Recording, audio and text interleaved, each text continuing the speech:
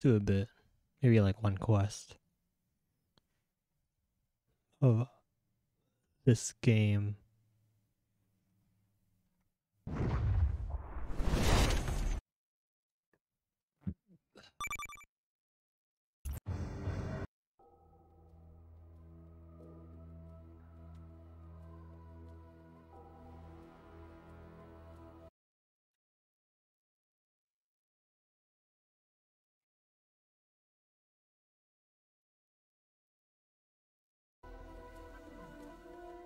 Select life. What was the last thing we were doing? What were we doing? Oh my god. Fall from Grace joins?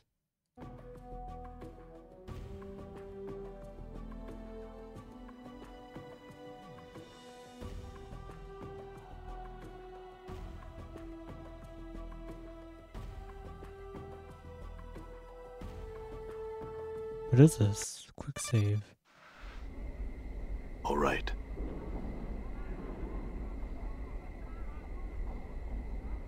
What did I do? What was the last thing I did? Or told me to gain a new ability. Saying on Lothar's shelf something called Skull Mob.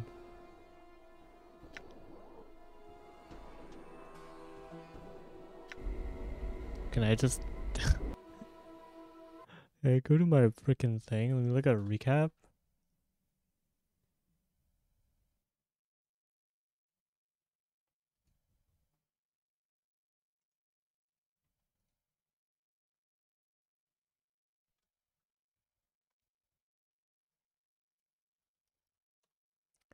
Show TV.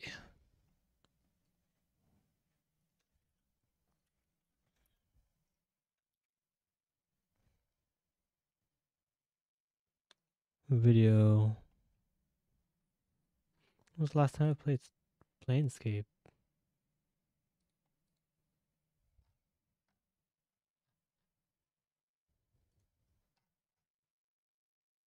Not that. No.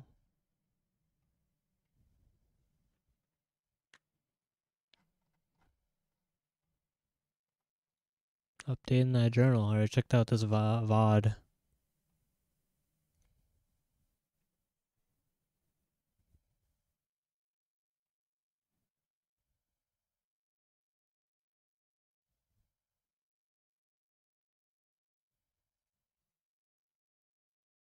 I guess I just did a quick save, huh?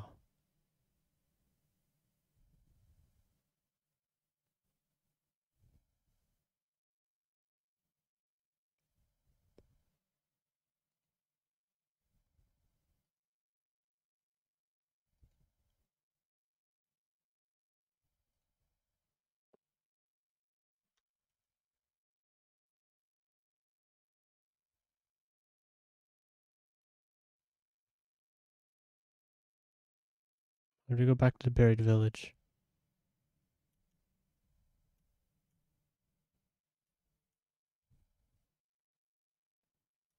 I don't remember anything.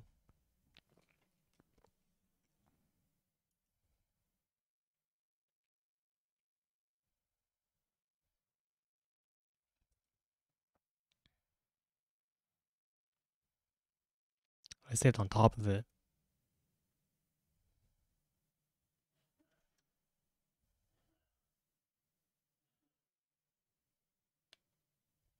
Oh, that's just the time, I forgot.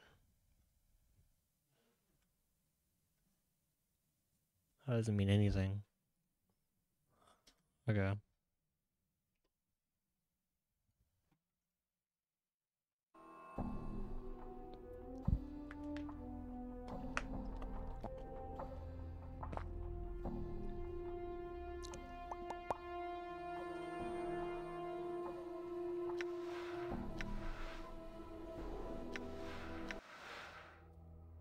Paul from Grace joins.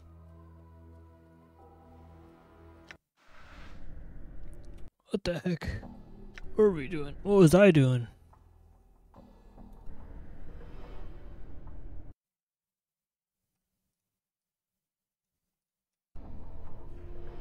All right. What's up, yeah? Okay. Fight the Night Hag. Review key size arguments for training as thief rather than a warrior. Talk to Mar about the box. Still don't know who Mar is. Find Craddock. Why is my latest entry just Mort and not Fall from Grace?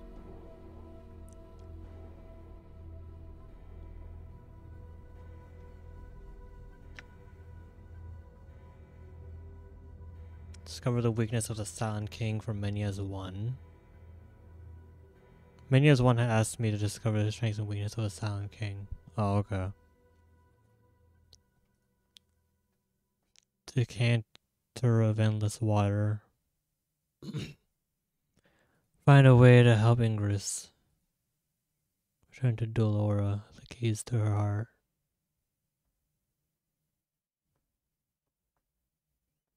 Oh, yes, Civic Fest Hall.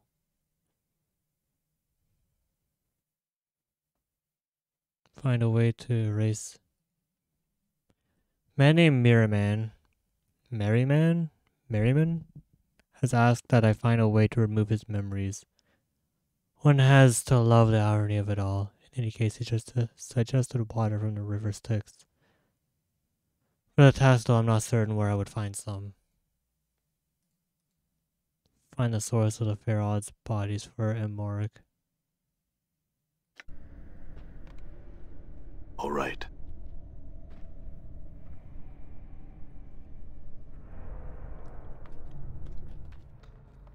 If I had known Pharaoh was gonna, die.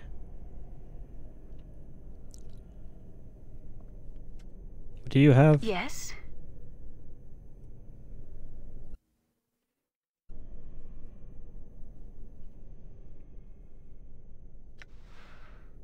You have like healing stuff.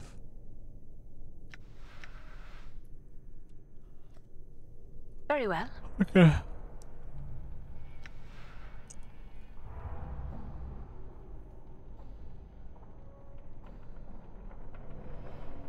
So why'd we go to the All right. slums? I don't remember.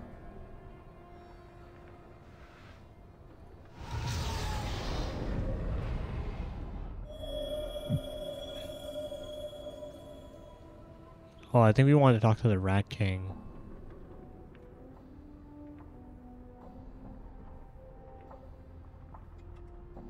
Or Mind of Many of One.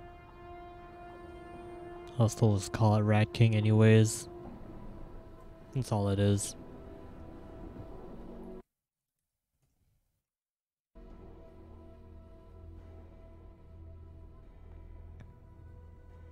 Alright, back to the cleric's ward. I'm gone. Is that the Civic Hall?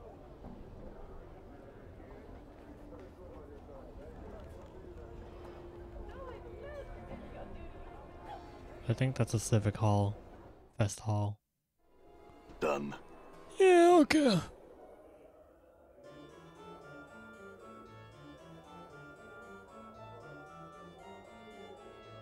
Jesus, it is a crooked.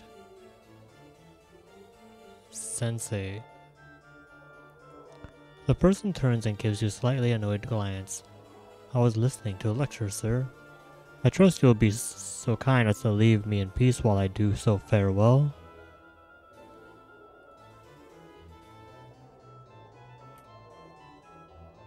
Wait, what's the quick save?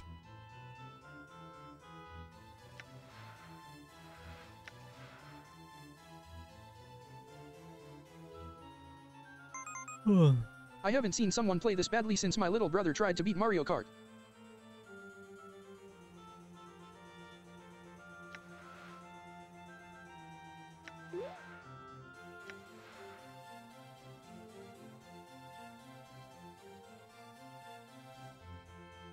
Oh.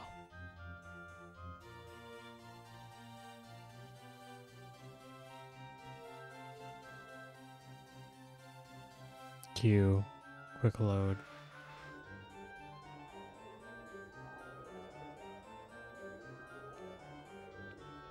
This squat hunched old man still has the broad shoulders and scarred, calloused hands of a worker or warrior. An aura of weird despair seems to hang about him. He appears to be giving a lecture at the moment. Stay for the lecture. Right, now listen up. This is the seminar on the war. If you're to listen about the blood war, take root. If you're not, you're in the wrong. You're in the wrong, all in your best yump, your soft, comfort loving Sigillian limber stamps out of here. The blood, more boring. The blood war, more boring than listening to a governor recite laws. Let's find some young sensates who need to be indoctrinated in the ways of passion. He wiggles his eyebrows in anticipation. Ignore more, keep listening. The man suddenly throws a dark eye over the audience, as if looking for something. Further if you're in your Tanari or Batsu, your scally eyes, Alador. That's not letting you. Ari Bast has been here to end and listen to your barmy arguments. Oh, you're here to listen. Okay. There's no discussion on who's right. Behind you, you hear the sounds of something large leaving the lecture hall. It just tells the blood war. From the human point of view, you're not from one side or another. They both stink in different ways. Keep listening. How I know about this blood war? The speaker becomes somber. So what's left here wanting to listen to some blood war stories? Tales about the war. Ear to ear, the horror of it all. No doubt. The flowing fortresses wove and weaved human skin. A plains-wide battleground, the blood war be fought on. Keep listening. He bares his yellow teeth. Tales of Fanes locking fangs with other Fanes. Growl, snarl. His snarl fades, and he looks suddenly bored. Keep listening. Let me peel back your lids and crack your bone boxes. It's all a steaming heap of barmy nonsense to be dwelling on that forged dung. He spits in derision, rolling his eyes widely. I'll tell you this though, you can't imagine the scale blood wars fought on. Nothing you've seen, heard, or participated in, nothing compares. Time, numbers, legions, sheer bloodshed, nothing compares. To try and imagine it, forget it. My advice, simple. Stay away from the big bloody mess altogether. Keep listening. The only thing you need to know is this. Fiends are killing Fiends. Batsu are slaughtering Tanari. Tanari are butchering Batsu. Batsu? He spits again. Neither's winning. Don't think either can win. Biggest stalemate this side of eternity. Thank the powers. That's it. He shrugs. That's it. I'll be answering any questions you got for me now. Ask a question. Who started the blood war? Got a right to be curious what started this big old sodden soupy mess. Well, the fiends, the Lochinors in the first place, biting and clawing each other until that was the only reason they were alive. Go on. Simple. They met. He sighs. Tanari and Batsu crossed each other one day and like two drunken bigots, they set to fighting. Simple, he frowns. Well, go on.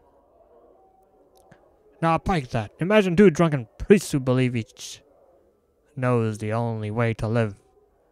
I'll make those priests rip with scales and fangs and horns and cruel strake 7 leagues wide and put them in an itty-bitty sodden cell. And you have a good idea of the love that can spring forth. And there you have it, the origin of the Blood War. Why are two evil races fighting? One believes evil should be nice and orderly. One believes evil should be chaos, run rampant across the plains. Both evil, but doesn't mean they can agree on anything. Bad blood, bad blood. Each wants to exterminate the other, so only their brand of evil remains. They hate each other, like, go on. He wrings his hands together, trying to find the words. You see, they don't hate like we hate. We don't even know what hate is. We have one word for hate. We have, his voice drops, thousands upon thousands. Their meanings twist in a pile like bodies. That's why they fight.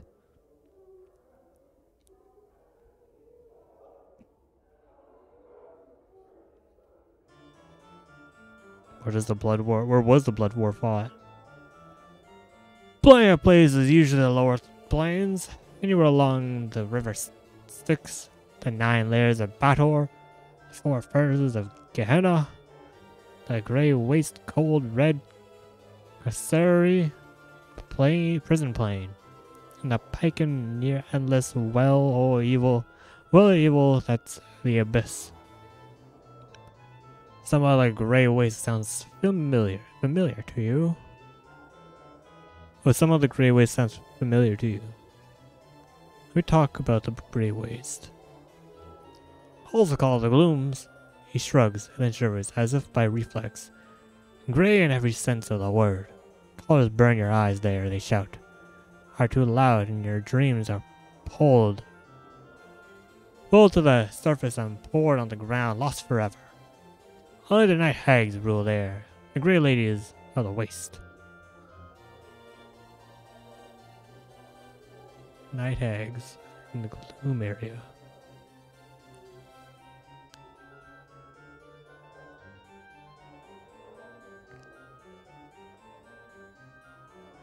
I will get hired into the Blood War. Every once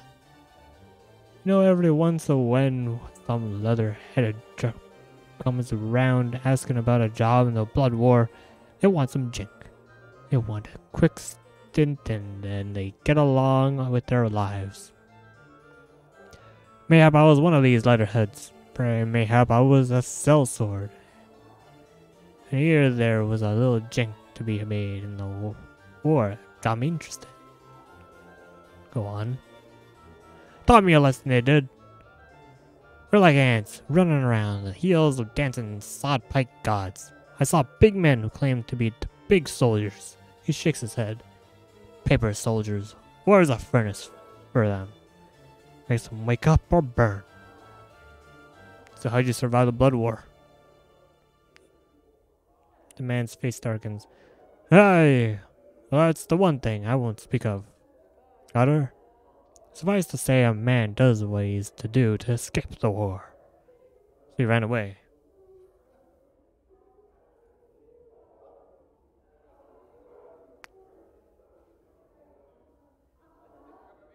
How does one survive the Blood War? You wanna know how to survive the Blood War? 3 things, Cutter. It was a maimed hand with only 2 fingers. Wait, is it 3?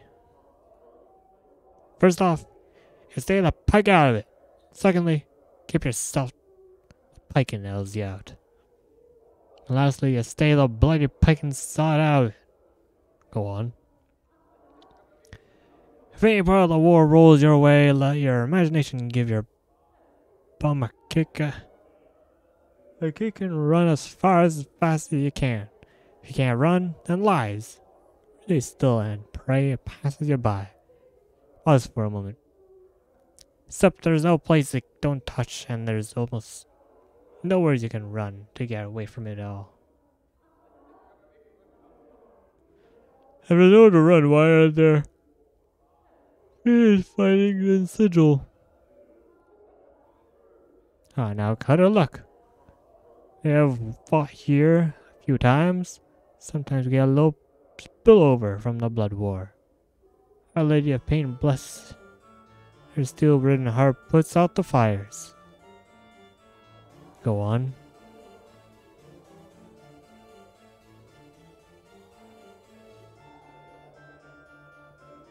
All the time, he sneers. There's been times some horrifying drizzle on yourself your sodden scared times, and they've smashed and burned a claw their way through their old sodden city blocks and Sigil, before she decides to clean house. He clucks his tongue and winks cynically. But she ain't always as keen on stopping the blood war as it might seem, see? Why don't the fiends just take the Sigil? Just take Sigil. He laughs, but turns into a sputtering cough. Don't get me wrong now. Both the Thenari and the Bazdu want Sigil fierce. It's the most precious staging ground in the pagan multiverse. The cage is the city of doors and connects everywhere. You can't ignore it if you're sovereign in the blood war and want to win. Gotta have it.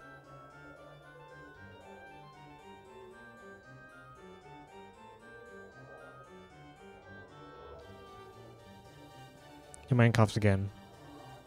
It's just the fiends aren't going to get it while the lady's in charge. 'Tis all.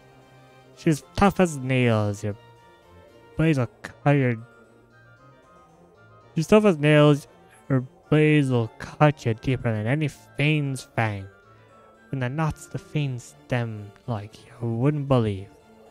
One quiet lady and you're tucked in your sleeves, holding back the blood war all by herself. He laughs bitterly.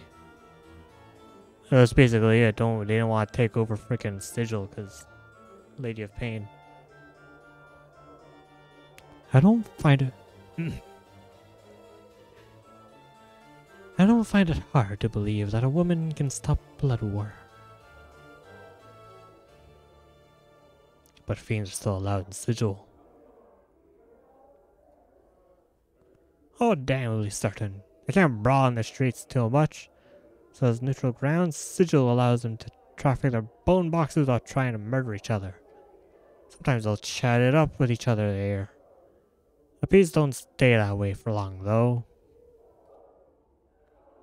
Also, just 'cause they can't butcher each other in the streets, that don't mean spies, recruitment, and backstabbing don't still go on here.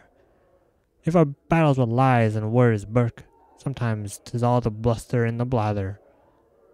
And there's a safe houses about too. Places where they can cool their talons for the next skirmish. Go on. And I like to recruit here too.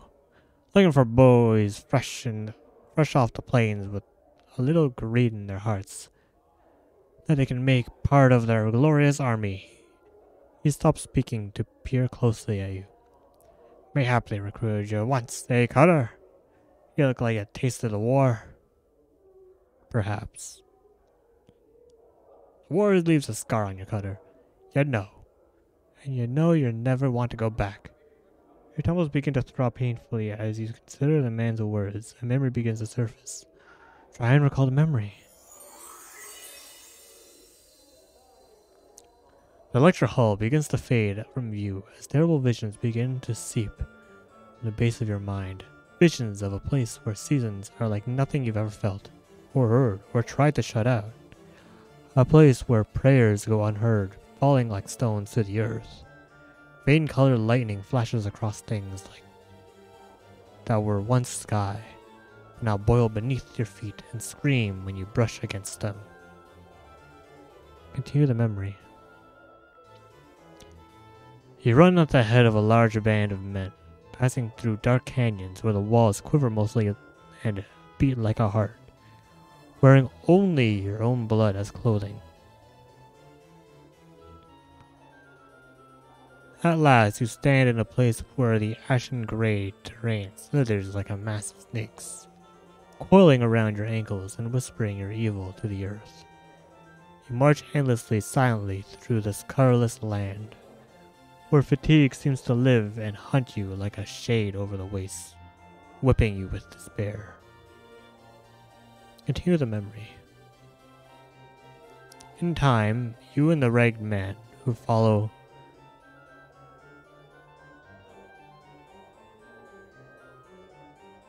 made of snakes. Colorless land. In time, you and the ragged man who follow you come upon a hag sitting upon a mound of gigantic, writhing larvae, poking at one of the slime-covered things with a broken talon. You indicate for one of the men to run forward and speak with her. The hag's granting voice carries to your ears. Continue the memory.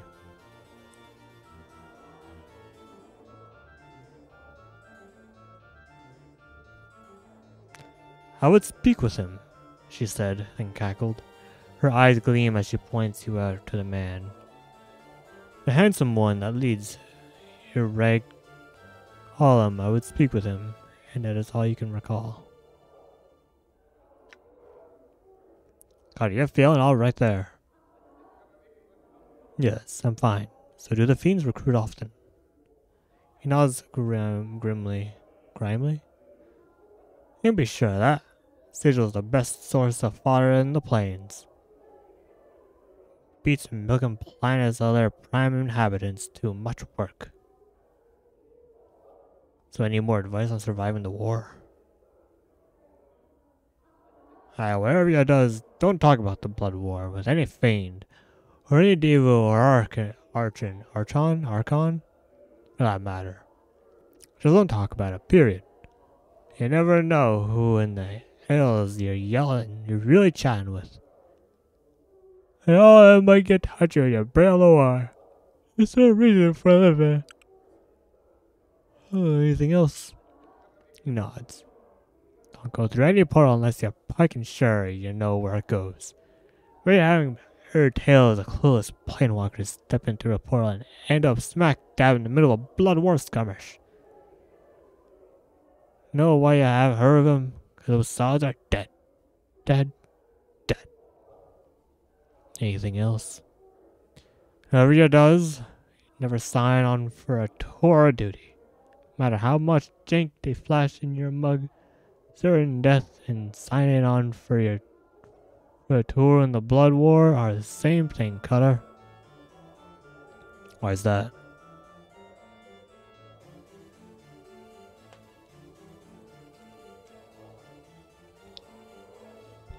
Chances are, when you sign up, they peel you so your tour of duty is still time itself grinds to a halt. Human death wouldn't be a release, because then you sink into the lower planes and get dredged back up as something worse than you were before. And they got their talons on you for all eternity. How would you get out of a tour contract? Unless they don't want you, you don't have much chance. Never heard of it being done with mean-spirited recruits or somebody they really want to keep their talons on. How Tenari is risky, but can be done. The Batsu are much more dangerous with their contracts. You sign on one of those, you're damned for your life. Go on. You might try a little garnish.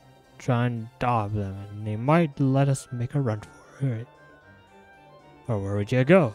There's so many L's.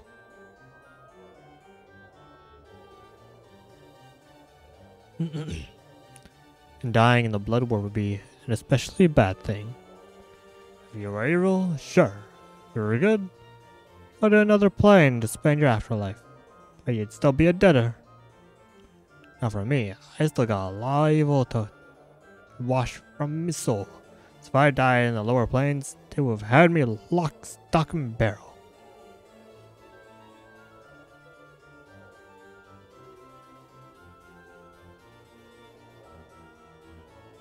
You would go to another plane when you die. Can you explain that? How come I did? We'll talk to that other dead lecturer. If y'all want dark on that. I can't explain it as well though. He's twice the fool and might scowl you with the horror from his mouth. Why did you get out of a tour contract? Okay.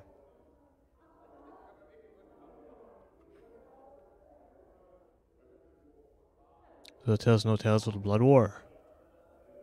Alright, well, one. Let me give you an example of what means to them. What meat means to them. Let's get some mean-spirited mortal mercenaries together. Maybe a few drop of million strong. And let them slaughter each other for no real reason at all. A pointless battle over some power-forsaken piece of land. Guess where all those souls go? Where? The souls sink to the plains of evil where they fight on. Where they can be ripped from the soup of the plains and set a fight again as lemurs or manes or whatever the Python saw those little fiendish dung heaps become. The more of those sodden petitioners they get, the more troops they have.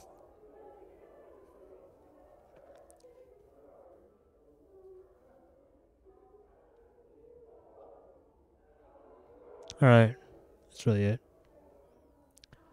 Right, that's the last bit then. Some of your sensates, so I just got one thing to say to you. Don't sign up to see what the Pike and Blood War is about. Don't be a barmy idiot. Here's a sensory stone if you gots to know. But stay the hells away from anything to do with the Blood War for real. It's just not worth it. 'Tis. For a moment, a look of great pain crosses the man's face. It looks as if he is going to weep. Not worth it at all. That's the end of this session. So farewell. Damn. He really did see some shit.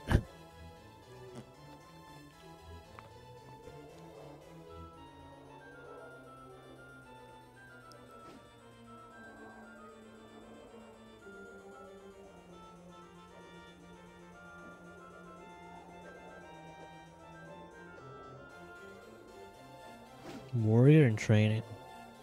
This person is breathing heavily and is covered in a fine sheen of sweat. As if they had just finished some strenuous exercise. They turn to you as you approach. Yes? What is this place? You know, towards the training dummies. The warrior's training chamber. Where's the trainer? Kisai? They shrug, wiping sweat from their brow. Somewhere in the festival, most likely. He's hard to miss. His skin is like a grey stone. Is that why we have to find Kisai? Kisai refused to train as a warrior, expounding upon the benefits of thieves and where he's just a trainer. He's a thief with a festival's thief tutor. Wait, what am I right now?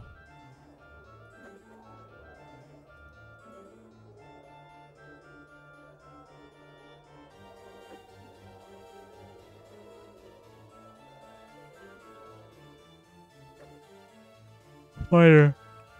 Fighter. Priest.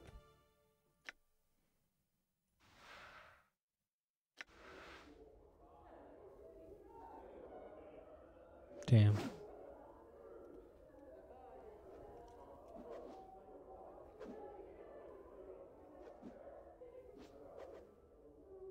Barrier. Prison's practicing various combat maneuvers, right? Never mind then. They're all just warriors in training.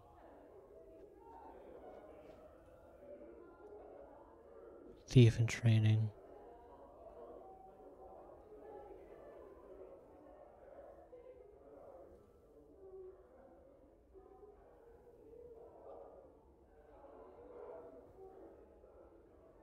Maiden training. Whoa. His rusted iron plate bolted onto the wall is pitted, corroded, cracked, melted, and scorched in various places.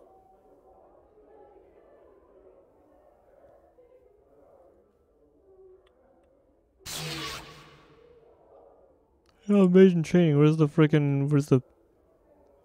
what is this place? Where's the trainer? Updated my journal. I don't know where Lady Thorncombe has gone. I would suggest you try the sensoriums. She spent much of her time there. They lower their voice, frowning. Perhaps too much sensoriums. Ask Splinter just inside the West Hall's entrance of them. You cannot reach them, but he will take you there. Jeez. Ba ba ba ba ba ba. Done. Where are we? Still Civic Fest Hall. Where are we? Person turns as you interrupt them, nodding a polite greeting. Apologies, good sir, but I'm just in the middle of something. If you don't mind, farewell. They give a polite half bow and may continue about their business.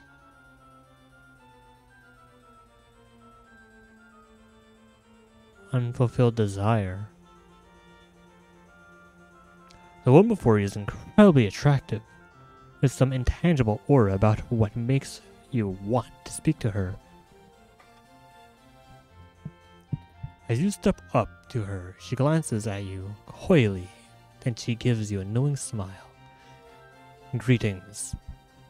You want something, yes? She hisses the yes, drawing it out slowly, sensually from between her teeth. I can help. Name your desire, and I shall provide it. I love the fest hall. I want you? Excuse me?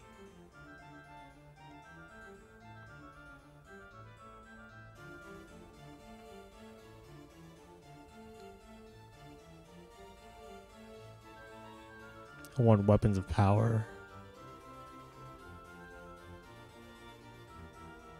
What do you have that I might want? All that you might want lies within my reach. What little I do not possess, I can obtain. Speak your desire. There is something that I want. I want knowledge. I have some questions. She frowns, looking away for you for a moment. Knowledge.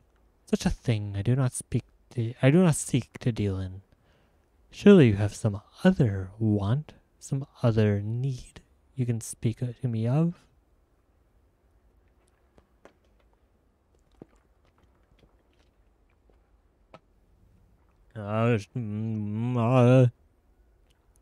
Weapons of power. She studies your face. If you truly desire these things, you must first answer this question to satisfy me. You must tell me the ways in which you wanted these items. Speak to me your craving, and I shall speak to you of the price.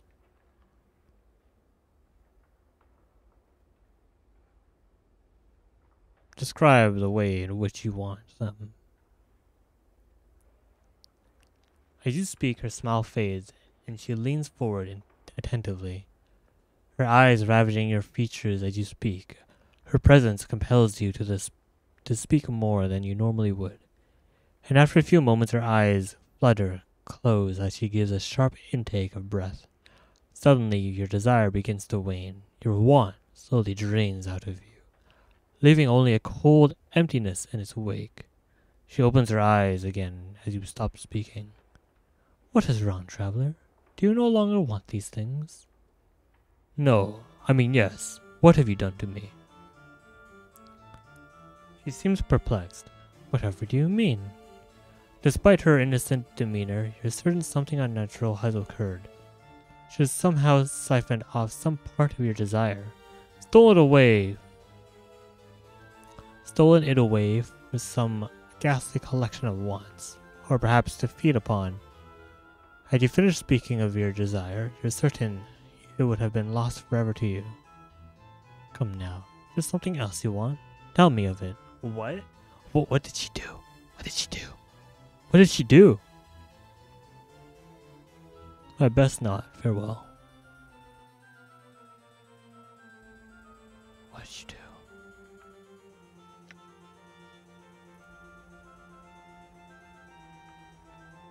I had some questions.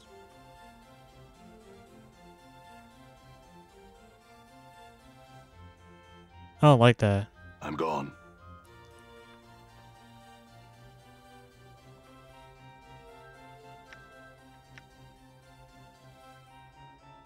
I want my memories returned. All of them. She smiles. Much may be forgotten in a lifetime. Much more in several lifetimes. I can help you. She studies your face closely. Explain to me the ways in which you want these memories. Speak to me your craving, and I shall speak to you of the price. What proof do you have that you could return them to me? She doesn't seem to move, but suddenly her hand is touching your forehead. A finger dragging along your temple. Only this. You feel as if the fog in your head has been peeled away, briefly, enough to catch a glimpse of the remembrance. But before you can focus on the memory, the fog rolls back in. Only this. Only tell me why you desire it. Speak to me your craving, and I shall speak to you of the price. Describe the way in which you want your memories back.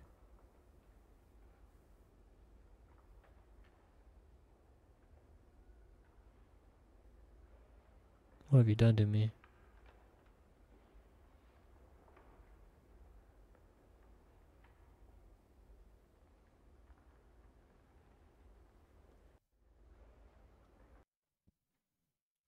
Done. Yeah, I don't like any of that. Painting of a young woman. Small enclosed courtyard lies outside the window. Container is locked. Aye? Use your skill. Why not? Mind if I do?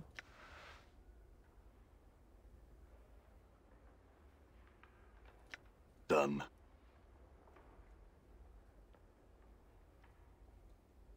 Fast hall room clerk, why are you standing? Excuse me, ma'am. The attractive young woman smiles pleasantly. Greetings, sir. She closes her eyes and flips through a large ledger, stopping at what seems to be a random page and opening her eyes once more. Ah, here's your room. Here's your room key. She hands you a small key. The eastmost chamber's been waiting quite some time for your return. Would you like to rest now, sir? Oh, no. What do you mean? Waiting for my return? The clerk gives you a strange look. My ledger indicates that this is your key, sir. It has been for a good long time. If that is not so, then perhaps I'm merely mistaken. Would you like to rest now, sir? Yes, that'd be nice. Why? My key?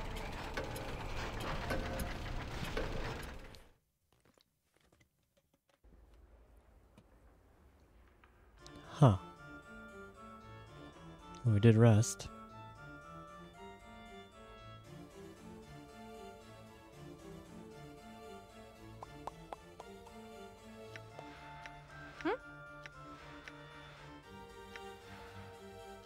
Why not?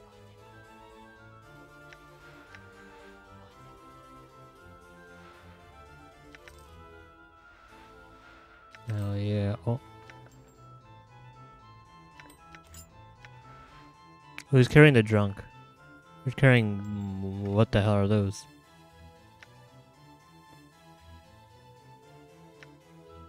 Okay, she'll carry the drunk, I guess. Carries the money.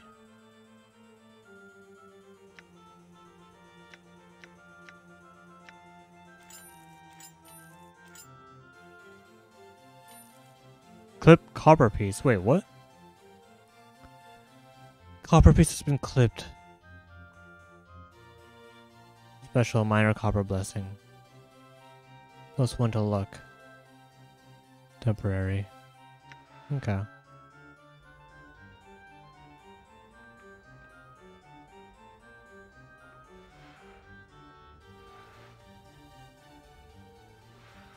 What's that?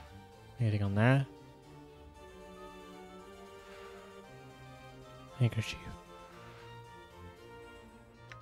All right.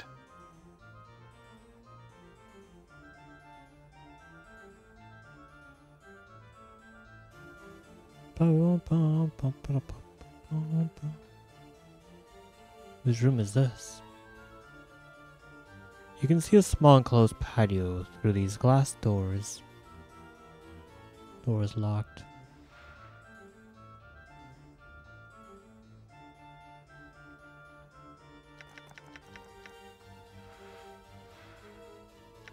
Embalming fluid.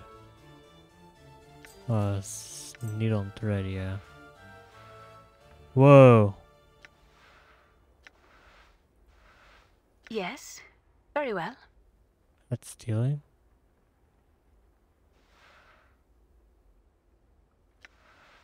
Why is it red?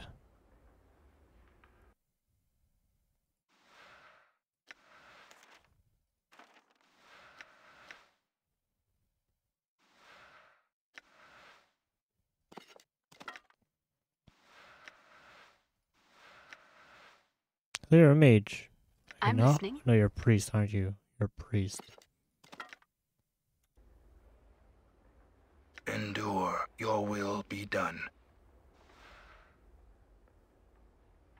Scroll of identity.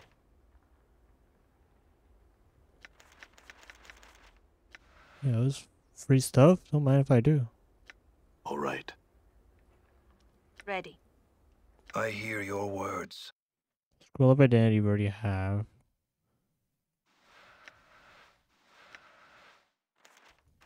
Personal chromatic orb.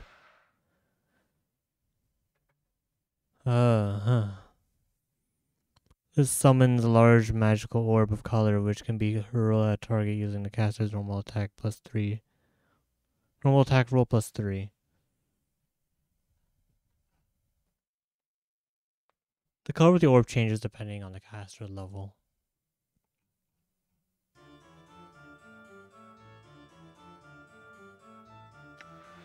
We'll copy it.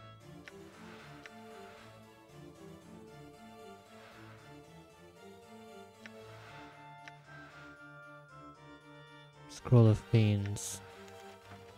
You already know it.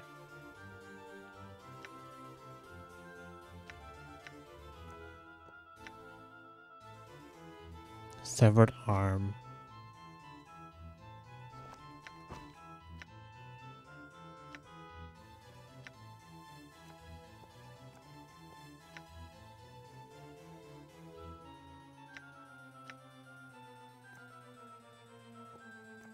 Do you? Oh, yeah, I can give that to you.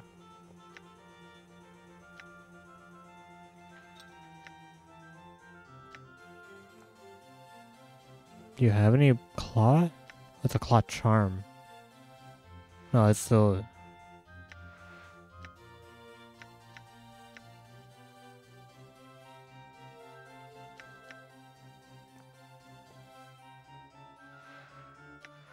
Oh shit, didn't me do that.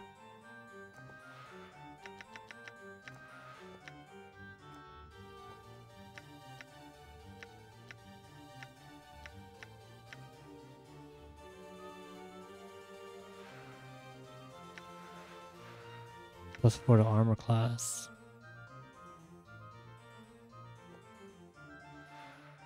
Resistance.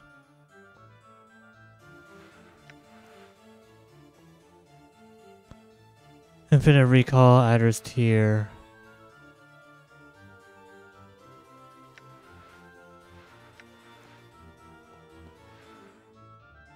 Glistening green tear is as hard and smooth as a pearl. Charm can only be used to identify certain, yeah.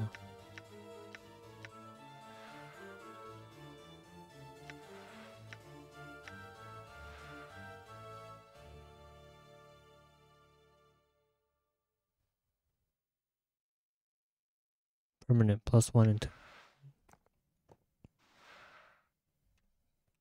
permanent +1 constitution.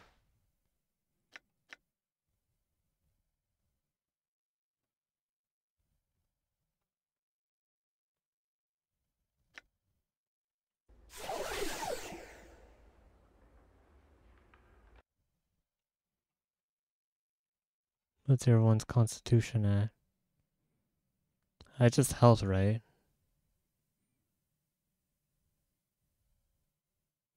Faster regeneration.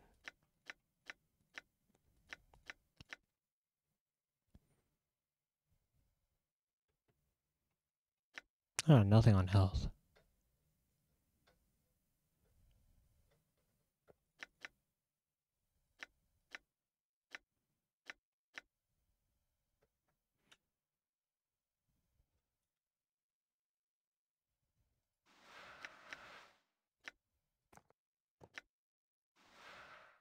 Can't use it?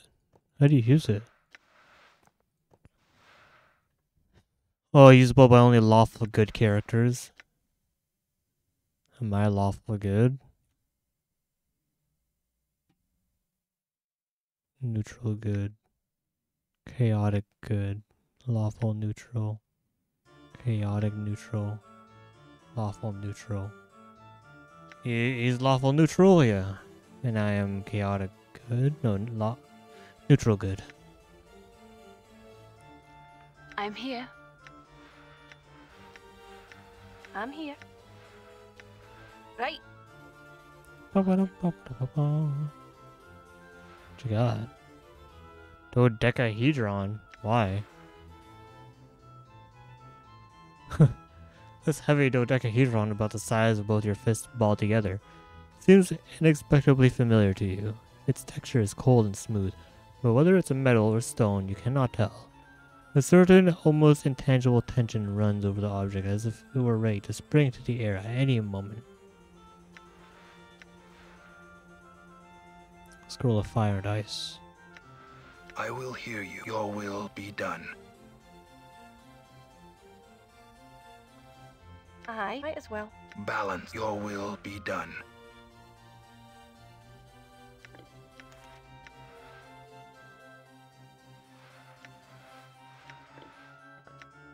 What does it mean?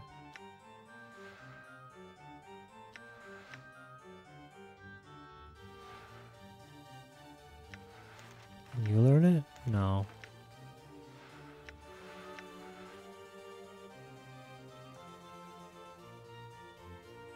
Ah, it's blood charm, I forgot. Was it increased constitution? Permanently. Or lawful.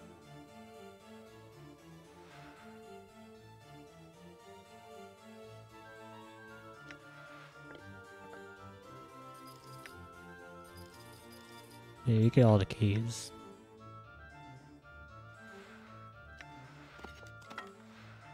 Not usable by mages. Oh.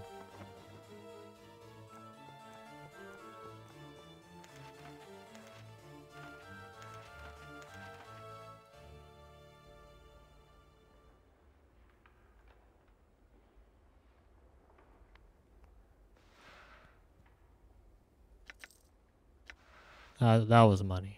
Okay. All right. Last door. Huh?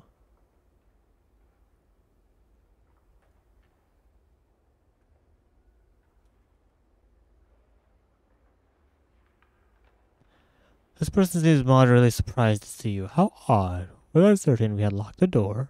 In any case, I would ask that you please leave us for the moment. Of course, farewell. Wait, can I steal?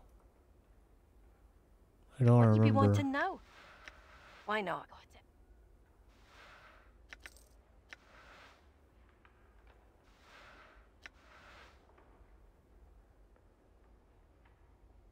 Yeah, okay, they don't care. Done.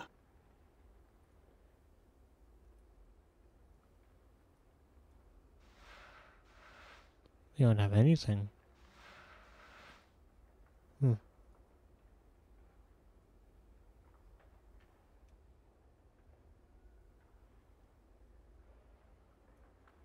A free frickin' rest. Wait, what's over here? There's 2 exits.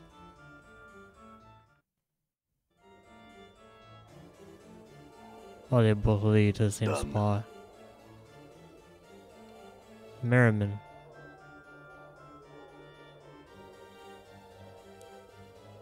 Merriman squints up at you. Well, have you something that will wipe my minds of these accursed memories? Really hope you haven't returned. Mayhap. I'll just take the keys, Merriman. The only way you'll be taking my keys, young one, is by prying them from my cold, dead fingers.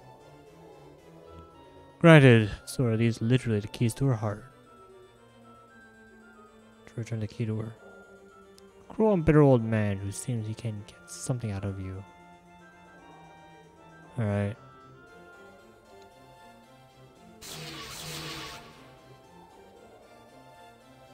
The hell was that? Oh, it's those. I think I'll put a marker here too. Talk to the thief to get trained.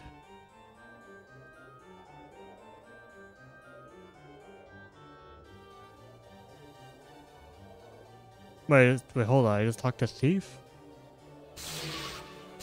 Training.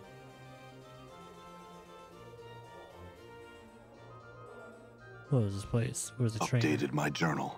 We're wandering the ward right now. Someone upset him and he stormed out of the festival, swearing like nobody's business. His name's Havelock. Eli Havelock. He's thin, of medium height, with dark hair, swarthy skin, and sharp features. Eli.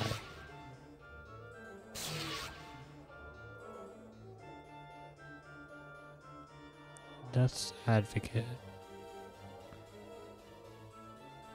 Sigillians, welcome. Please take your seats and listen to the darks of which I speak. Darks, give me a break.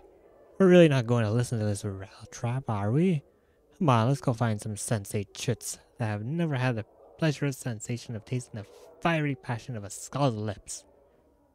He wiggles eyebrows in anticipation. Quiet down more. We're staying for a while at least. He begins speaking with a somber tone. Death is what awaits you at the end of life's journey. He coughs slightly, then raises his eyebrows dramatically, waving his hands at the same time. Death is not an end, but a beginning. More whispers. Beginning of more suffering. Not more quietly. For when you die, you shall not cease to exist. No, far from it. The outer planes shall welcome you to their rest. There, a new life, one such as you have never known, awaits you there. More whispers. That's for sure. Not more quietly.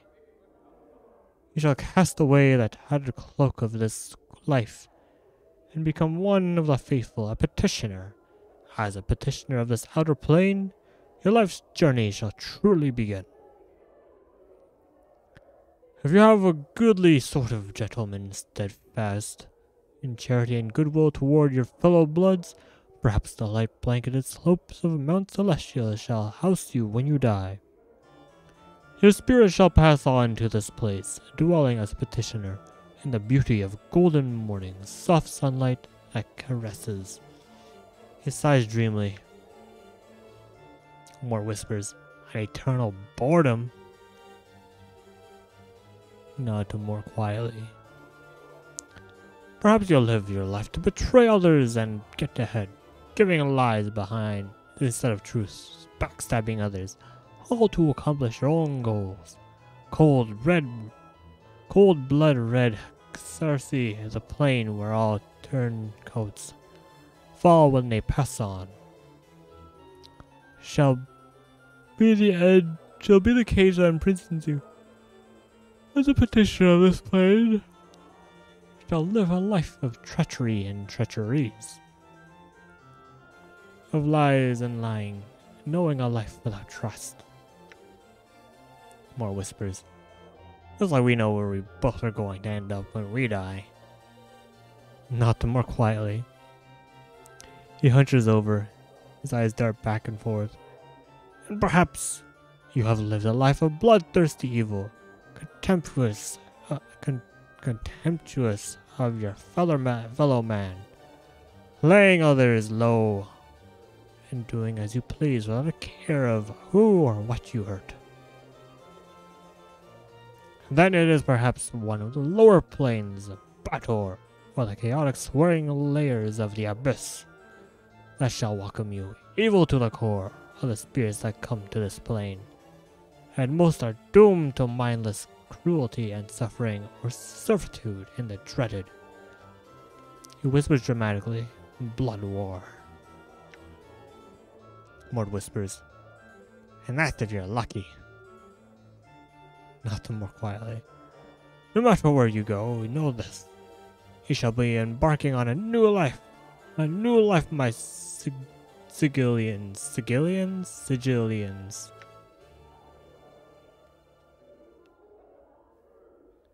Oh, was that supposed to be an incentive? We get to do this all over again. Gee, I can't wait to be a Florence all over again. We. Pykem, what a tard. Spoken just like someone who hasn't died before, huh? Not more quietly. You shall be able to start anew without the burden of memory or your past life. Your sole goal, if you will, he smiles at his own humor, is to merge with this new plane that you are on, becoming one with the ideals and the very substance of the plane itself. Keep listening. He shall be one of the inhabitants, the petitioners on this plane, or ideally one of the building blocks upon which the plane is built. It is the goal of all petitioners to accomplish this goal. You, he claps his hand together for emphasis, must hold. Oh, you hold. Wait, what? Claps together for emphasis. You must hold to your ideals. I have my brand. More whispers. Oh, this one. This one, big steaming load. Your ideals, good or evil, law or chaos, or somewhere in between. As you approach the alignment of the plane, your journey will end as you become part of the plane itself. It's a glorious existence, my Sigillians. And that is what awaits you after death, my audience. Have a care as to how you live your life, but know that it is not oblivion that awaits you after this life. What says aloud? Wash! The speaker's head turns to face Mort, frowning slightly. He leans out, trying to see who spoke. A question? A question from the living. One of the living, perhaps? Mort ducks below the lecturer's field of view and turns to you and whispers, "Go ahead, Chief. Tell him the dark of it." Yes, I have a question. What's a petitioner? A petitioner is I need one.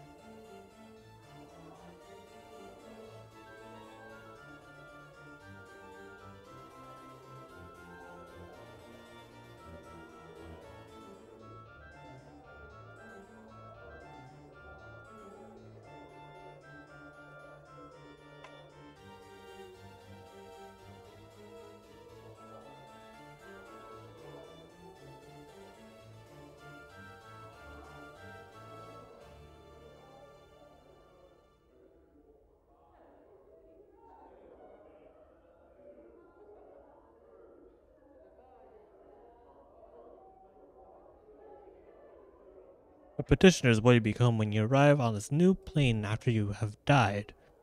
As a petitioner, you forsake memory and past life, focusing solely on your new one, and the goal of this new one is...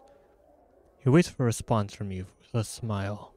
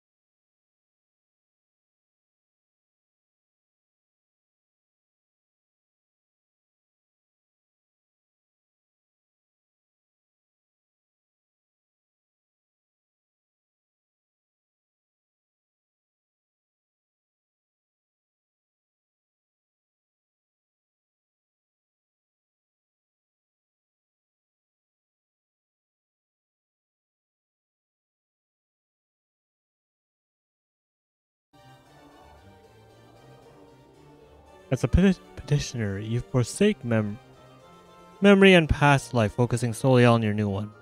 And the goal of this new one is... He waits for a response from you with a smile. To merge with the plane. Very good. Looks as if some of my words actually sunk into that skull of yours. The audience chuckles.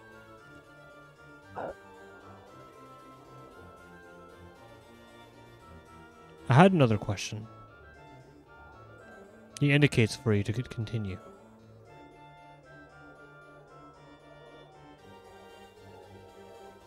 Can a petitioner die?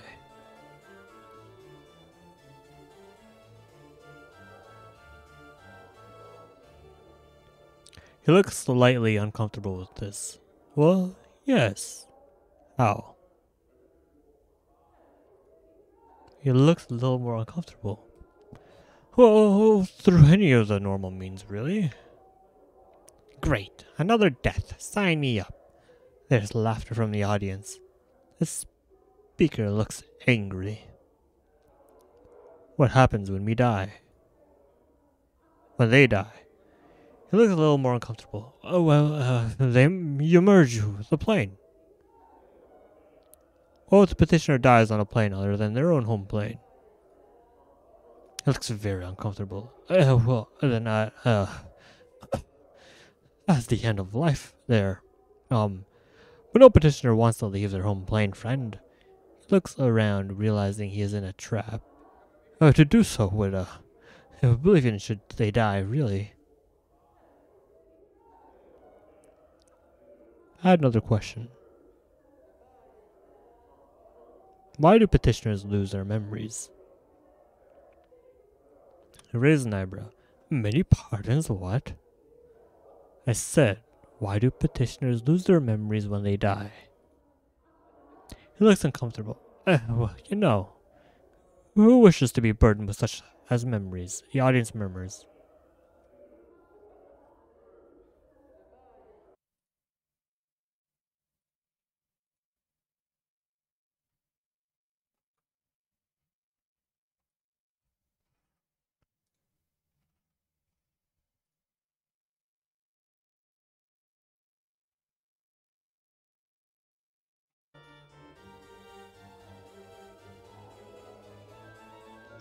He looks uncomfortable. Well, you know, who wishes to be burdened with such, with such things as memories? The audience murmurs. I do. The speaker smirks and looking at you. Oh, looking at you, sir. I cannot begin to wonder why.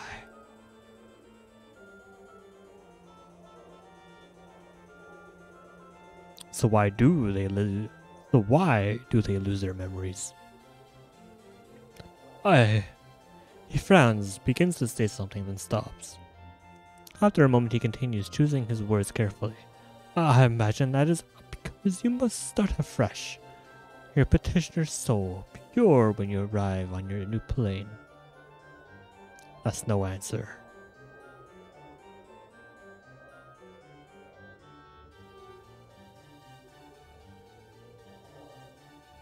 He becomes slightly angry.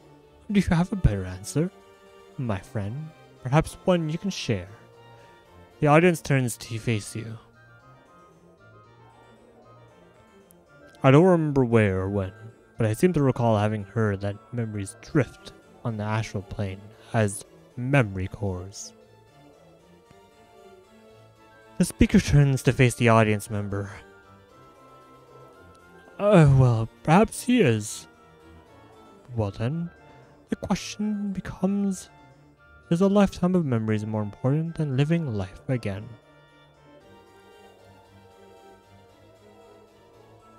It's a good question.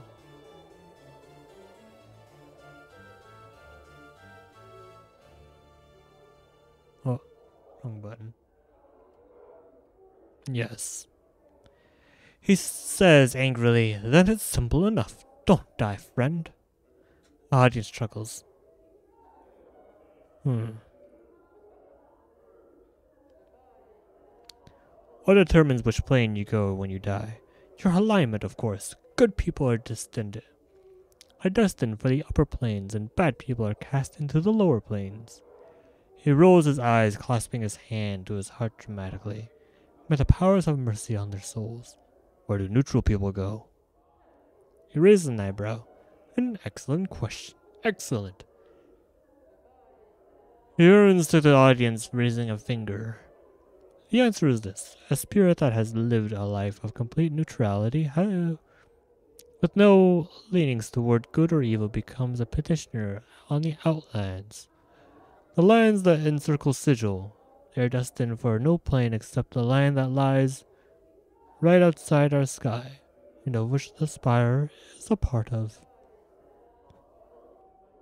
I had another question.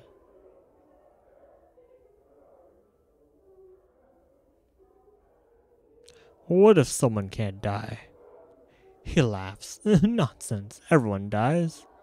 Even gods die. But suppose someone can't die. Well then, based on what I've said, he would never reach the outer planes and become a petitioner. He can't die. Wait, I can't die. Oh shoot, I didn't mean oh shoot. Oh truly. Look everyone, a rare treat. One of the great immortals that has graced us with his presence. Greetings, immortal. Oh immortal. The audience laughs. I can prove it. Would I want to prove it? Show everyone that I am immortal? I feel like repercussions would happen from that. What if guards that come running? Oh, truly. I can prove it. Oh, do. Oh my god, this would break the guy's brain, dude. This would literally shatter all that he, like,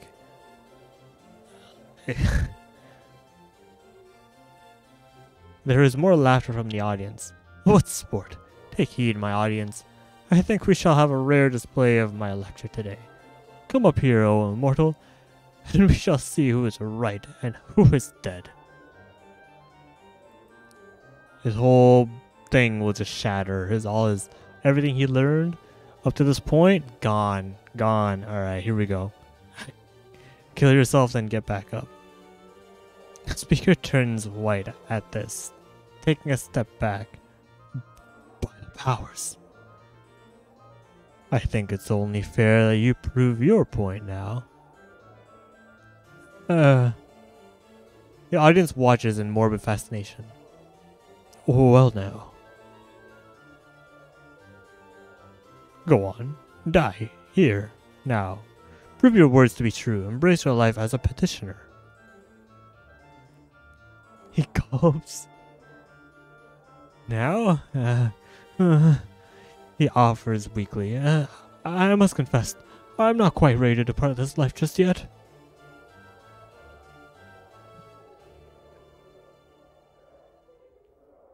Make a motion to kill him, stopping just short on of his neck. Oh my god. Oh my god.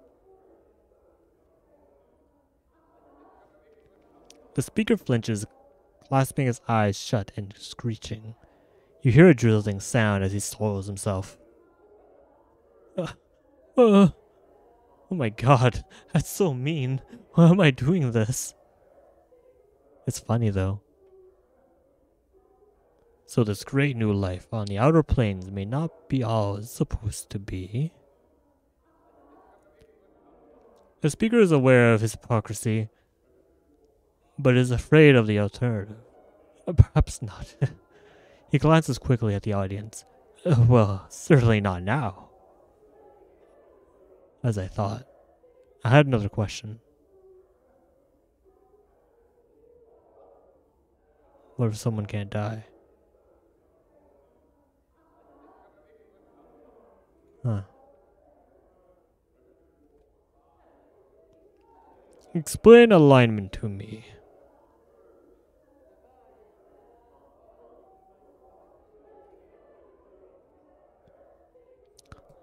The Dustmen say that this life is where we end up when we die.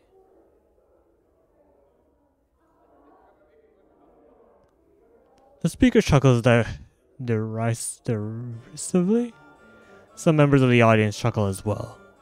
There are countless petitioners, my friend, Dustmen among them who would disagree with Dustman philosophy.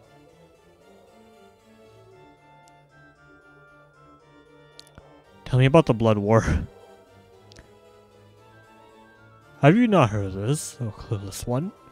The war between the Batsu and the Thenari. I do not have the centuries, but okay. I wanted to ask about one of the planes you mentioned. The Abyss. A plane of over 600 layers of featuring chaos and evil. Home to the fiendish Thenari. He gestures dramatically. But you should seek out someone more knowledgeable on the planes than I.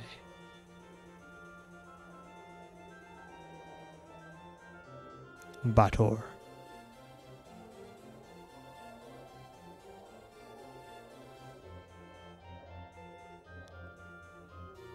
Kasuri. The prison plane, cold, brutal, and washed with red. Betrayers and liars make their home there. It is said that the Titans are imprisoned here when they were hurled from Olympus. He gestures dramatically. But you should seek out someone more knowledgeable on the planes than I. Alright. Mount Celestia. A plane where eternal good and faith. He clasps his hands together in prayer. Where divas fly the skies, archons rule the honor and nobility, the very model of goodness. He smiles, but you should seek someone like that. Never mind, that's it.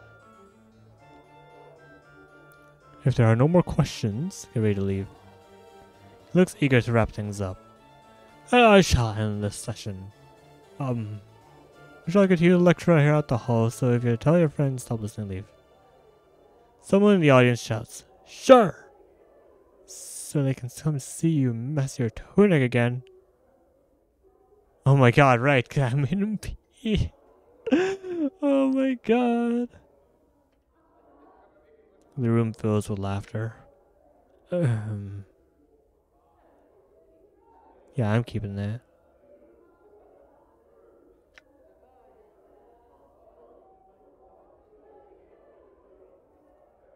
Alright, ready. Same stuff, same stuff.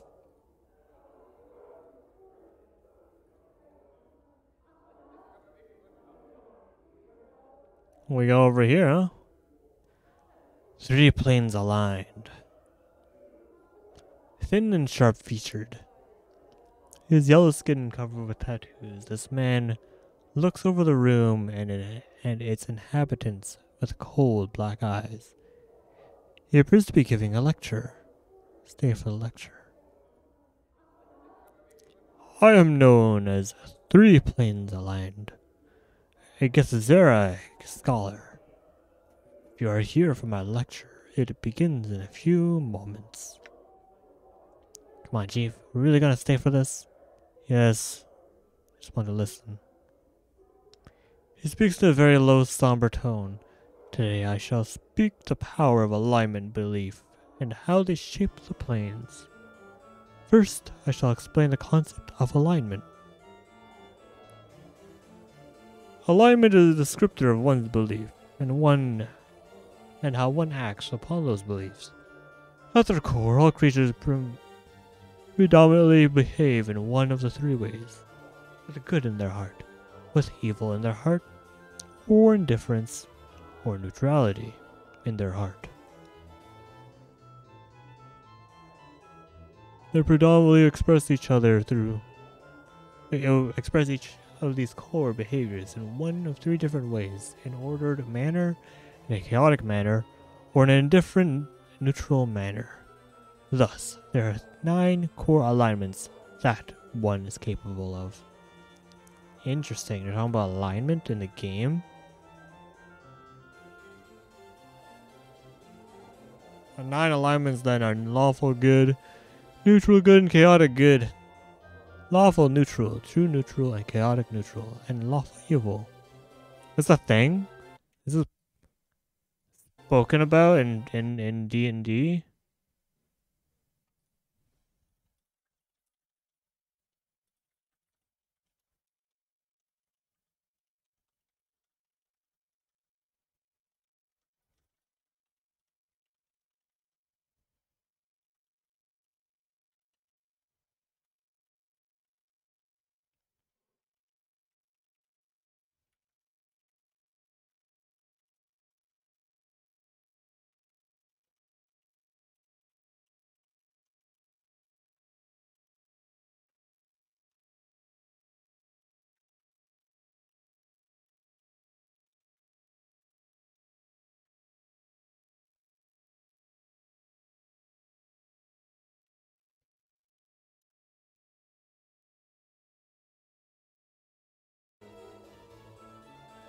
Now I shall speak of the power of alignment and the beliefs of Engengers. I've held from them the deities gain strength. How belief can physically affect one's environments. Keep listening. A deity must have worshippers, for it is the faith of such subjects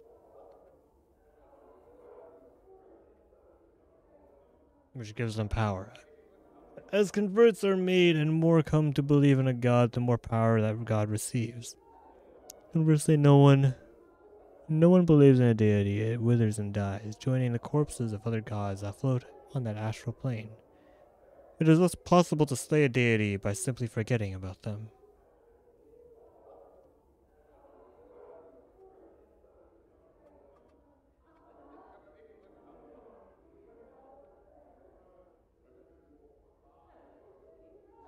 Okay. A much more striking example of the power of alignment and belief, however, can be seen within the sliding of gate towns. First though, I would define gate towns.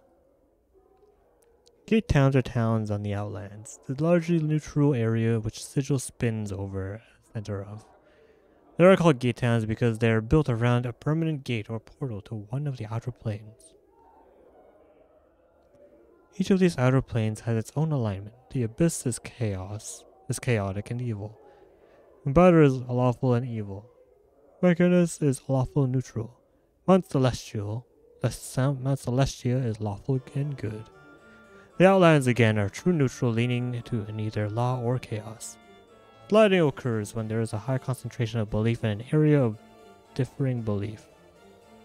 When this occurs, the area itself will move or slide to a plane that matches the new belief.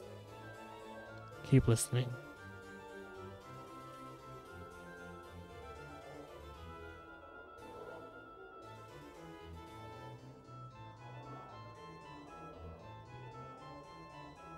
Now, the gate towns usually have a strong belief that matches the outer planes beyond the portal, but the belief is not yet strong enough for the town to slide from the outlands into the outer plane. For example, the town of Ribcage borders the portal to the lawful evil plane of Bator. As expected, the residents of Ribcage are largely lawful evil residents, but the entire town's alignment and beliefs are not strong enough so that Ribcage will slide into Bator. So like, wait, but they said most, or no, the residents are largely, but the entire town's alignment and beliefs are not strong enough.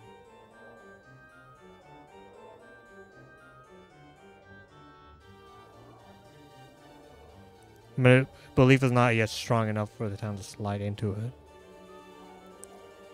For example, Ribcage might one day see the sudden rise of a lawful evil order of clerics, promoting their dark beliefs and converting many citizens to the worship of their lawful evil god.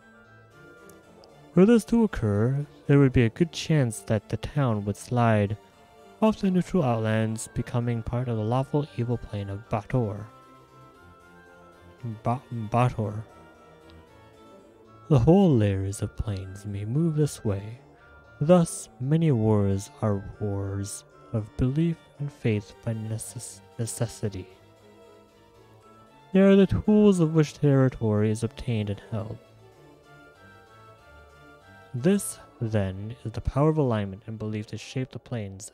This session has ended. May belief guide your actions and shape your planes to your will. Farewell, all of you.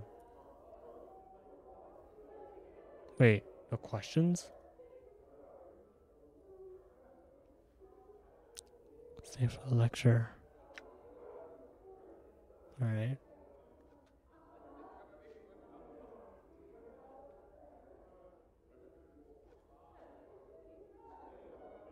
Sensates.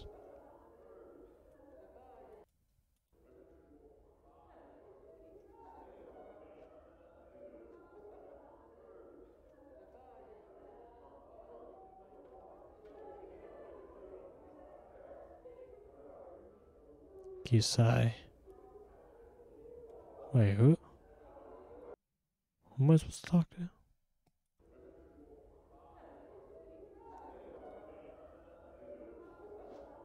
Who is the freaking... The thief? Trainer?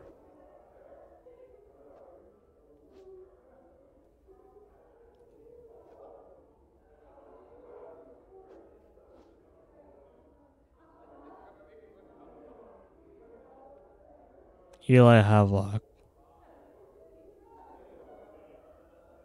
Wandering the ward.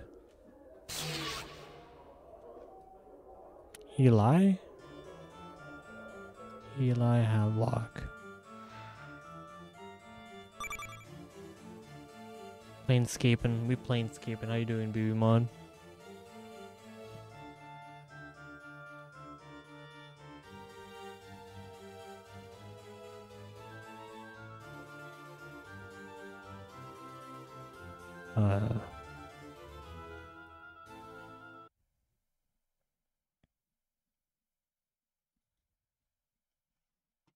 Yeah, why is this not connected to OBS?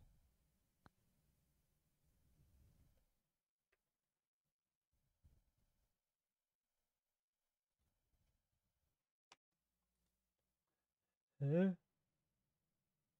heck? WebSocket settings.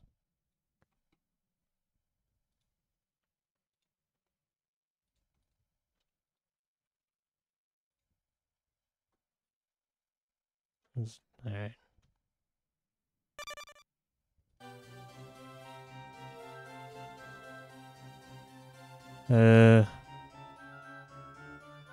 Safe. Trainer. In ward.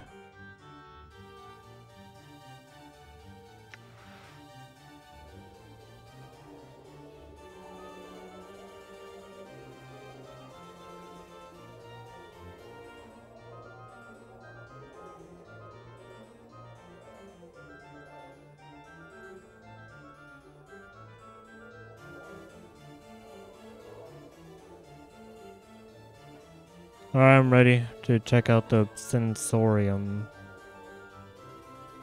Splinter. I had some questions. Wait, how can you help me? Can you show me to the Sensoriums? Where to? The public Sensorium where visitors may use the sensory stones for anywhere between 10 and 50 commons, and the private Sensorium where only members of the Society of Sensation are allowed. You can reach neither of them, so you must take you there. Or the public one. Done. Public Sensorium.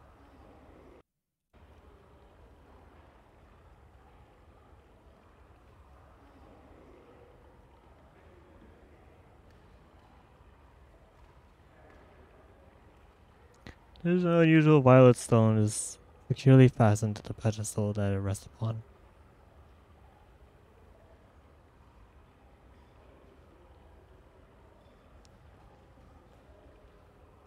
All just colored stone.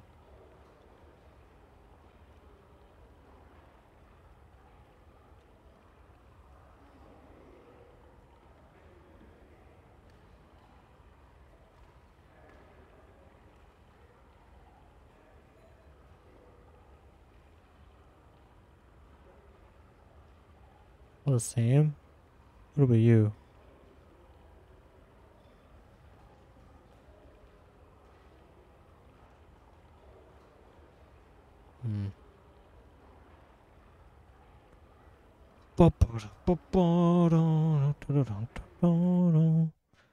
I should lower sound effects. It's always loud.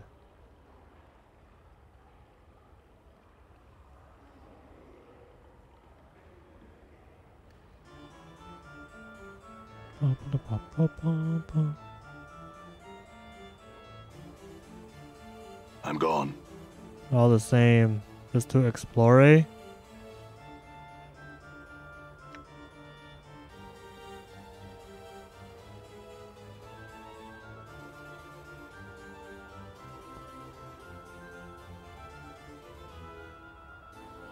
Just follow.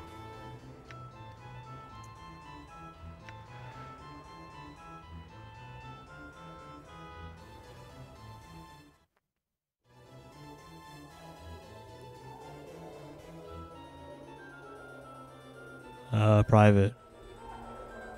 All right.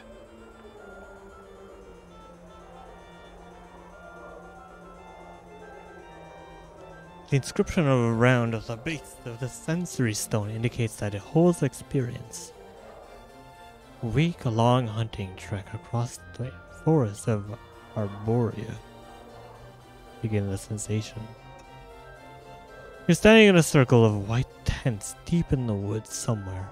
The trees around you are, by far, the largest you've ever seen. Suddenly, though, there's an odd prickling sensation at the back of your skull. Oh? Continue.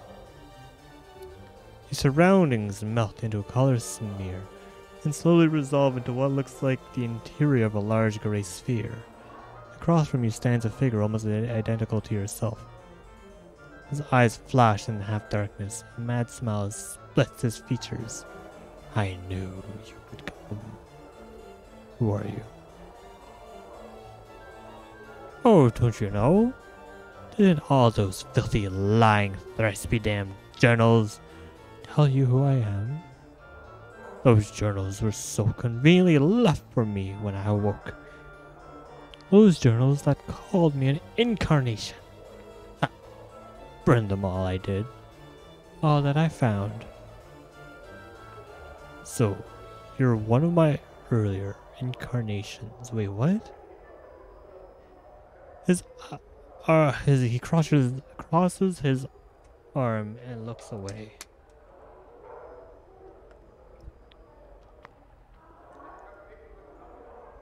If you put stock in such trash, yes. What did those lying journals say? They spoke of lies, lies, lies, and nothing more. Filth about a man who forgets himself Other incarnations of preserving their experience in all writing so later lives could benefit. Thieves. It's my life. Mine. You all want to steal my body and you won't have it. Where am I? Oh, who's this? He gestures around him, snickering. Just a little trap is all. I realize that killing you body thieves won't be enough. I might have to trap you and snare you for eternity. You may have realized by now there's no way to... Wait, what?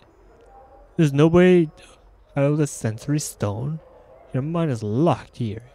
You'll note the rather sparse surroundings I've left for you. All to help the madness set in good and wake while your flesh rots away. He chuckles evilly. I have some questions then. The earlier incarnation crosses his arms and looks away indigently. Save for a few tufts on hair on his head, he's identical to you. Even his arms have most of the tattoos yours do. How did you make this trap? Can't tell you that. It'll be replicated. The magic used in its creation were lost, even to me. Clever it is, though. One experience hidden beneath the other, so that no flesh but my own would set it off. So there are actually two sensations within this stone. Yes, that of the Arborean hunting trip, and that of this trap. He looks suddenly wary of you. Why? Try and force your way out into the other sensation through sheer willpower. You try and escape the experience, but nothing comes of it. The earlier incarnations double. I just realized something.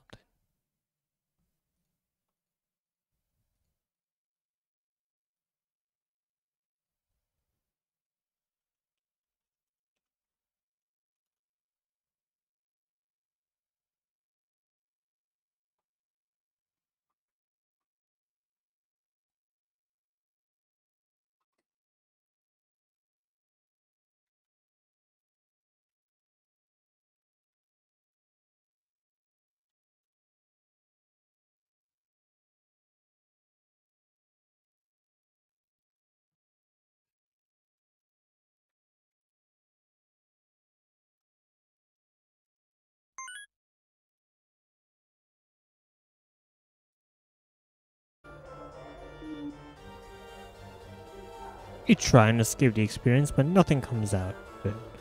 Your earlier incarnation doubles over with a mocking laugh. Surrender! You'll never escape.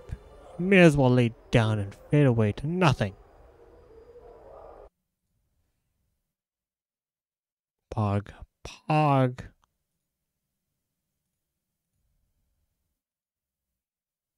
Let's see, check something. Is this all working?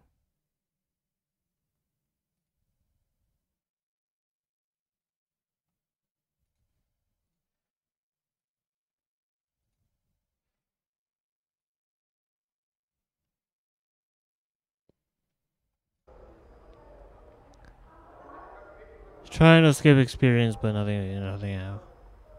Serenity, you'll never escape. You may as well lay down and fade away to nothing. I am the one who can release you, and that I will do not. Alright, what other questions you got? How deep are you into this game? That's a good question. I am at least 30 hours into this game. More like 35 hours.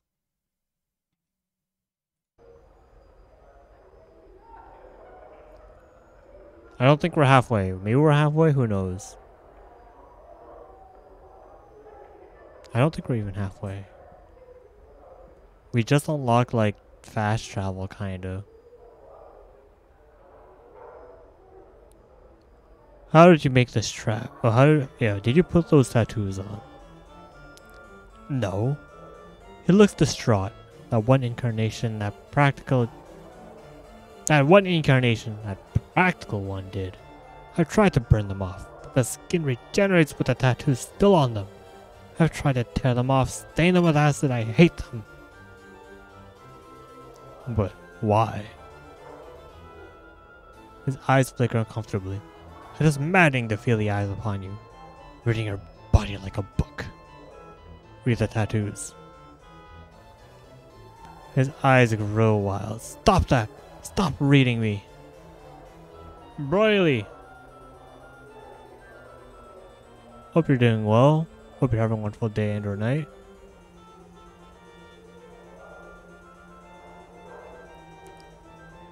We just escaping them planes.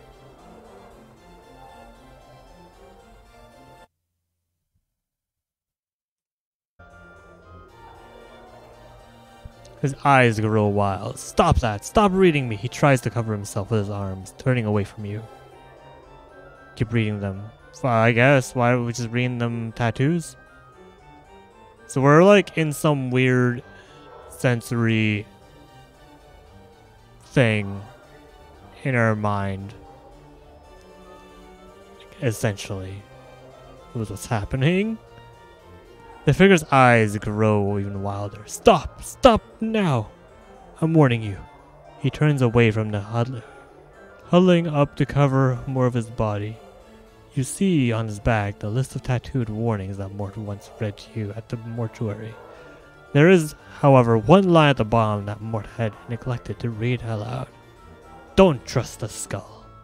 Your previous incarnation grows more and more frantic as you keep peering at him. I'm warning you for the last time, stop! Don't trust the skull, but why? You can't threaten me. Your record memory, an apparition. I'll just keep reading them until you let me out of here.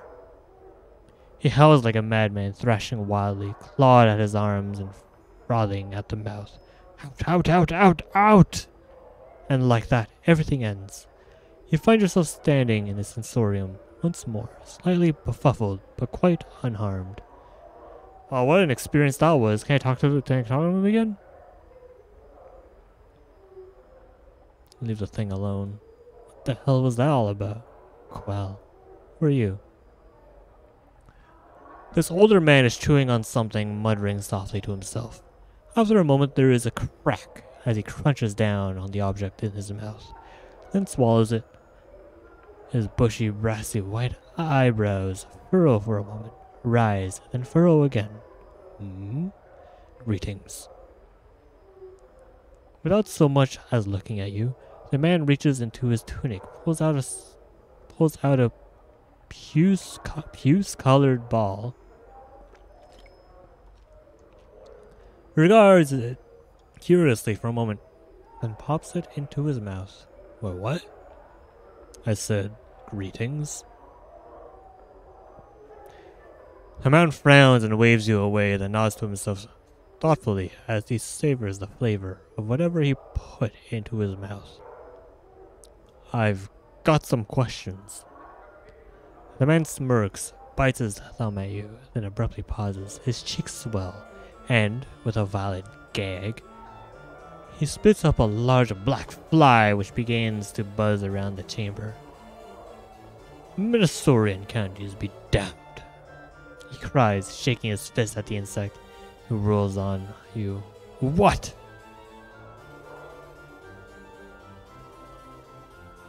What? I had questions about you. He pops a small red candy into his mouth.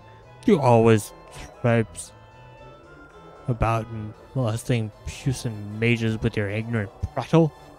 Babbling, blathering, chittering, chattering.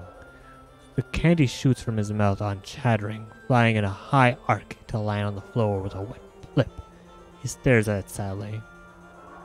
I'm sorry about your candy. It was so tasty too. He mewls. He suddenly looks up, snarling.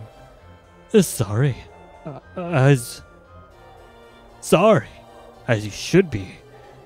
You piking dung beetle. Mages deserve respect, and bashers like you should know their proper place. He begins to jump up and down. Proper place, proper place. Snatch up the snatch up the mage's candy and eat it. Yes, let's do it. Snatch up the candy and pop it into your mouth. Its taste is sweet and tangy. The mage's jaw drops. My delectably scrumptious dystopian fruit candy. That was so good. Can I have another? Another one? Another one? Of all the raw, blustering nerve, what makes you think you deserve another candy? You unmannerly, churlish dullard. I don't deserve one. I want one. Now let's have it. How dare you so ungraciously demand candy of me, as if it were some divine right granted to you by the greatest of powers. Shall I just kneel to this whim of yours, O great one? Pass my treasured candies on to your stigmatized sacredness. Why don't I anoint them with precious oils? Have them blessed first. He stomps his foot with each word. No, I think not. Come on, just give me one. I'll give you nothing. You'll like it, and you'll like it. He plops a candy in his mouth for emphasis. So good. He's so good. Candy so good. Candy so good. Gang. He swirls his mouth, his eyes closed as if he were wrapped in it with ecstasy. So delicious. I want one. You will give it to me, so let's have it. Alright, same thing. Fine then, forget it. I shall.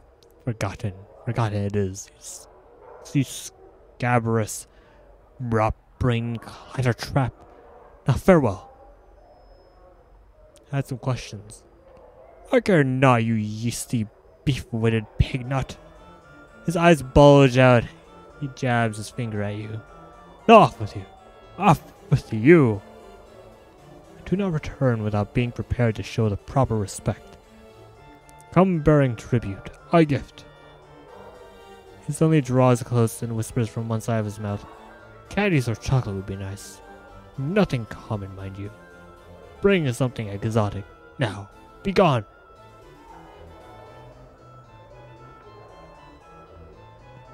Fine. I'll look around the ward for something suitable. Updated my journal.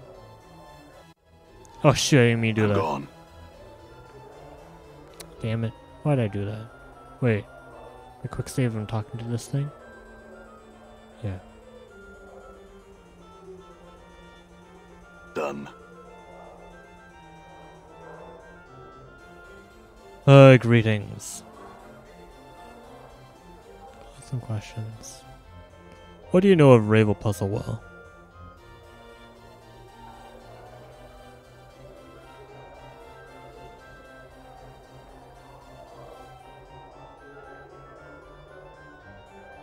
Updated my journal. Updated my journal.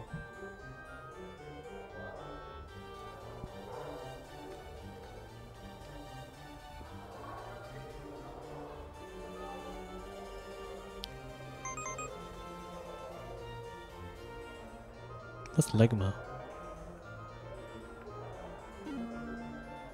This sickly green stone is securely fastened to the pedestal it rests upon. The inscription beneath it reads the messenger, begin sensation. As you touch the stone, its green exterior sharpens, clashing. Its brightness becomes more than you can bear. So much so you close your eyes to shut it out. Close your eyes, submerge into the experience. As you close your eyes, you feel the skin along your arms become numb, as if all sensation is being bled from them. Tired, so tired. You try to blink, yet the darkness remains. Your lids feel soft and sluggish, unresponsive. You are sitting on what feels to be a dirt floor, and around you is the smell of coppery blood and herbs. Why are you here? You came here to what? Your memory fails you, but you feel a growing panic begin to well up within you. Try and get your bearings. Ah, awake now, are you? Questioning all done. The voice is an old woman's, thick and scratchy, as if trying to force its way past a thick layer of dust. Try as you might, you cannot open your eyes and see the woman. But you feel a shiver of fear. Something is wrong, terribly wrong. You try to respond, but all you can manage is a ragged croak. You can't feel your tongue and your eyes. What's wrong with your eyes? Listen. Now, I see me you did. This book you did, and price, so the price have you paid, The crone sounds amused, and her tone drops sharply. No more of your questions. You will listen. And remember my words. Reminding me you shall live, she hisses. Nod, you hear me? Or another bit shall I take? Nod. Remember me, traveler. Remember me a stone. One of the pretty glimmers in your festive hall. Here's like a cup. Pour what you feel into it. Know this. Remember me to a man who wears a skin of scars and tattoos, who seeks memories but has misplaced them. If smart he is, he will know the knowing of me.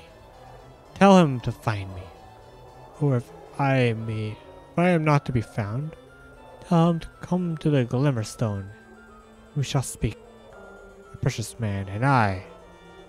The one pauses then hisses. Not if you hear me, rag thing. Wait, what?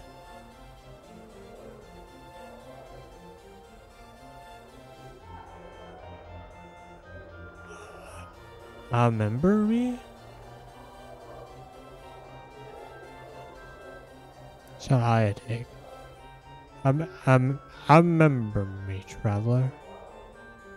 Lure me to a stone.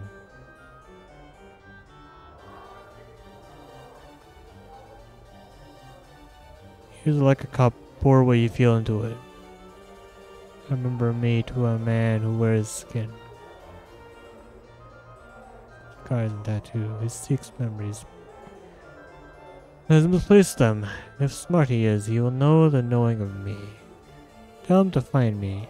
Or if I may not be found, tell him to come to Glimmerstone. Nod. This is Ravel? Oh shoot. Ah, pretty. A light to a listening so long. When it comes to the Glimmerstone, tell the man to speak my name, and your pain shall not have been in vain. The crone's voice trails off as if distracted. You speak again, but there is only a sick gurgling noise. What happened? Who is this person? Where are you? You begin to feel yourself slip into unconsciousness. Ravel. Ravel. It is I. Updated my journal. There is silence. Is that Ravel? The one that made me turn into a that turned me into an immortal? Ravel.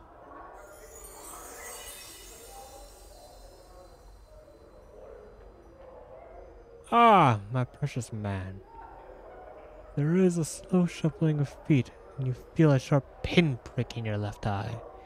You gasp, and suddenly barely you can see.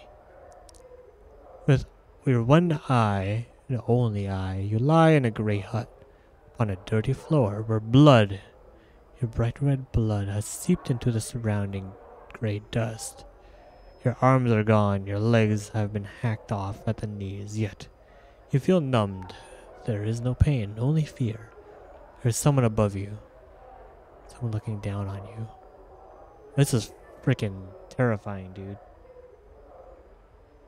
Look up.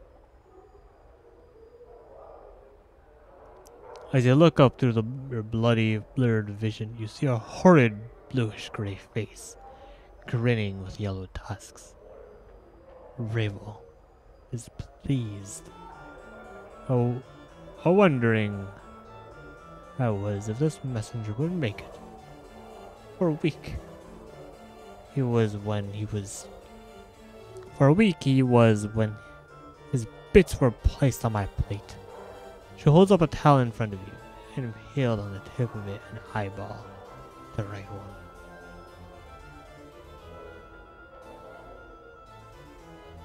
Is that my eye? Get to the festive hall, he returned it, as seems. In our time together has he shared.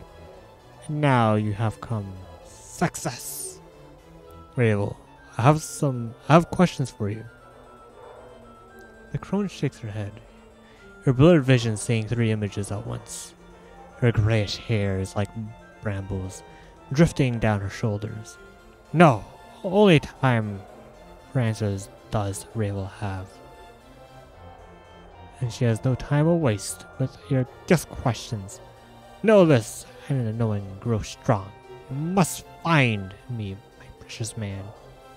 But how? I do not know how. Updated my journal.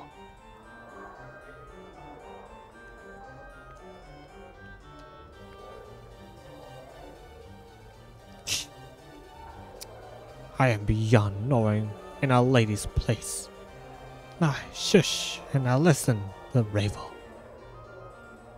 For there is must you do. To find me 3 things you must do. Find the door, know the key, unlock the key. Door. The door is not a finished thing, at least. When I gazed upon it,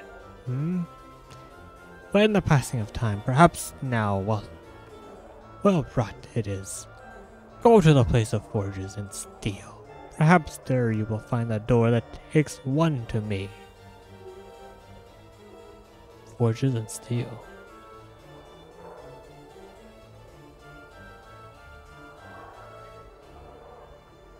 Yeah, these are saved experiences. Whose experience is this? Is this my own? What is the key you speak of? To know the key, speak to one of the knowing ones. Many there are in Festive Hall, many. Yet only one there who knows the knowing of what the key is that you need. Loosen his tongue, and many secrets shall spill forth. When you say unlock the key, what do you mean? Knowing the key is not enough, so Ravel thinks. Knowing it and unlocking it, 2 tasks that must be joined. For at times a thing knows is not nature. But you are no stranger to that. Ravel cackles a long, hideous cry that fills your ears with pain. How am I talking to you? Is this someone else's experience? Of stones and experiences and telling will Ravel do, but not the telling of how she speaks to you now. She speaks soothingly. Many are the branching and twistings of Ravel, and many are her secrets. I need you, and I need you knowing of this.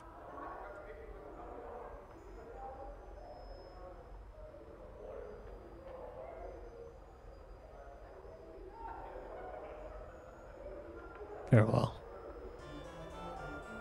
Return. Oh, God. Hit my freaking mic on my face. Return. I will give what I can help. Return. I will give what help I can. Rival gives a final smile. A horrible yellow fanged grin. A blackish tongue darts from her lips and lingers at the edge, teasing.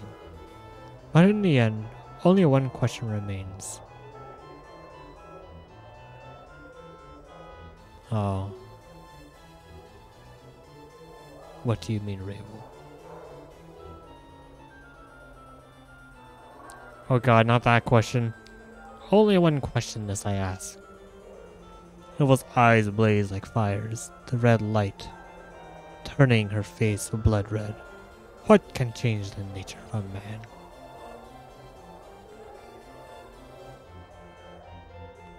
At the question, you feel a tremor pass through like thunder and feel yourself burn. Let the experience go.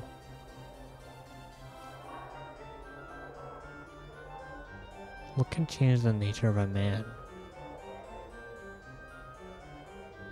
Your vision clears until you are standing once again before the hideously green stone. It looks different than before, more horrid somehow. Try and check off the experience sleeve. I feel stronger. Oh, we leveled up from that.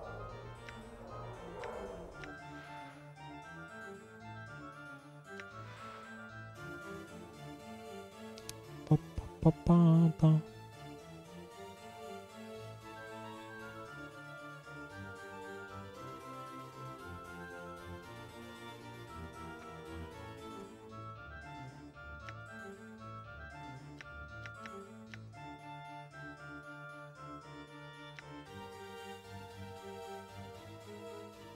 The presence of those anyway.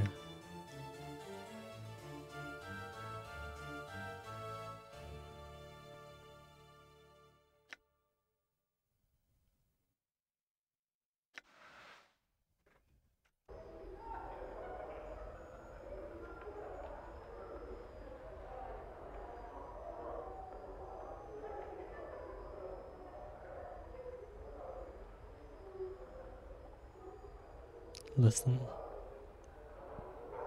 Nod. Nod. Updated my journal.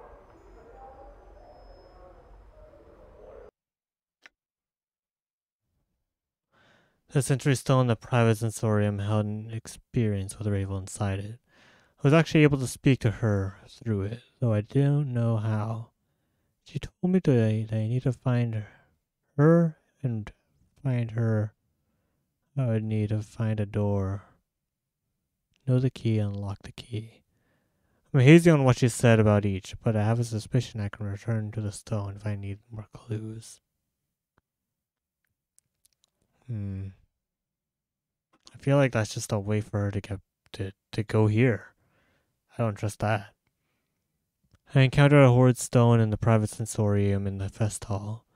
It was a ghastly green stone that held an experience of someone being tortured,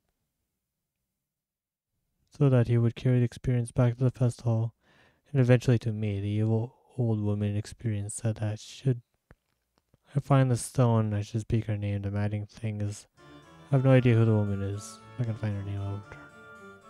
Interesting that they give you that option.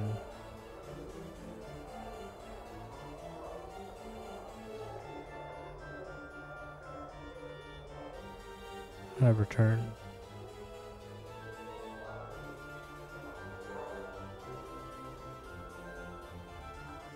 I'm gone.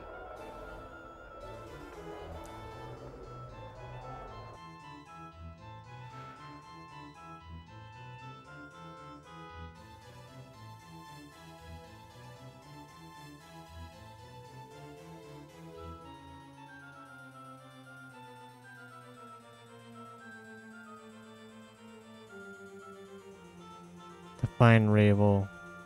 Bring back. Door key, unlock key.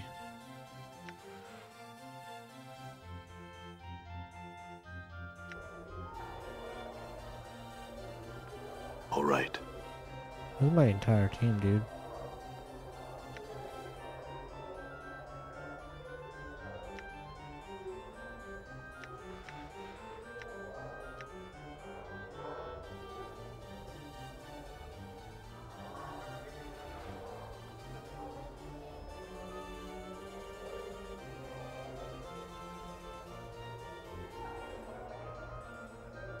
The base of this aquatic blue stone has been sculpted so it appears to have melted into the pedestal it rests upon.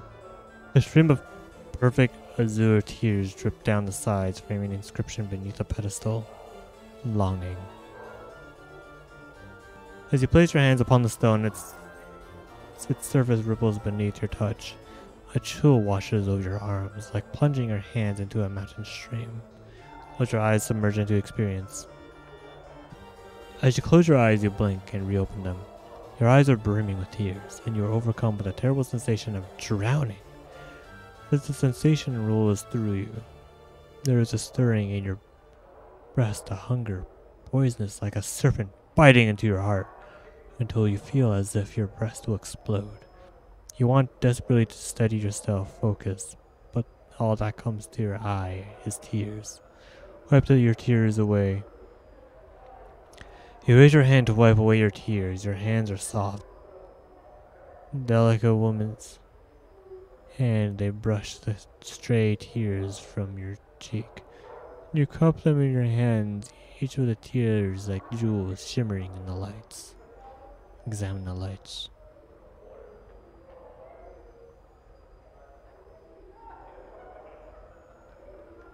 The lights are cast by candle globes that drift through the sanctuary.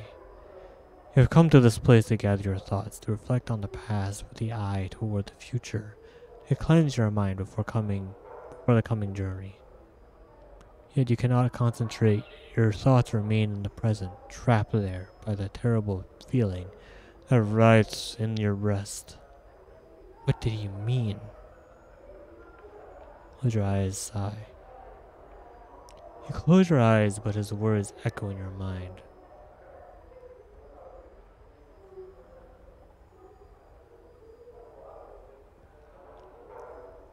A thousand times will he ever return? The sound is a whisper and echo. Only you, only you.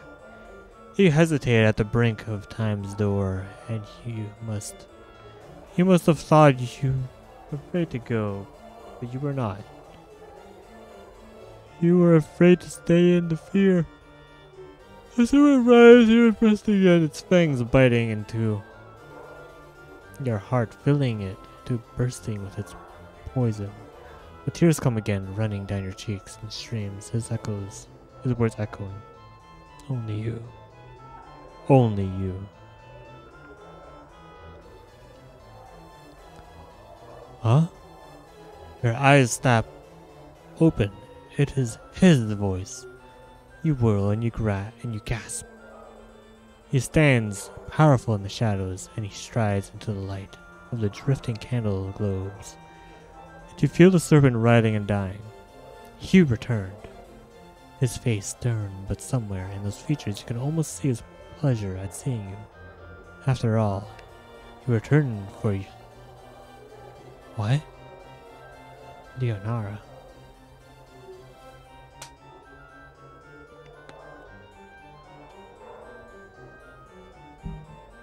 Only you can help me, Dionara. It was wrong for me to ask for your help.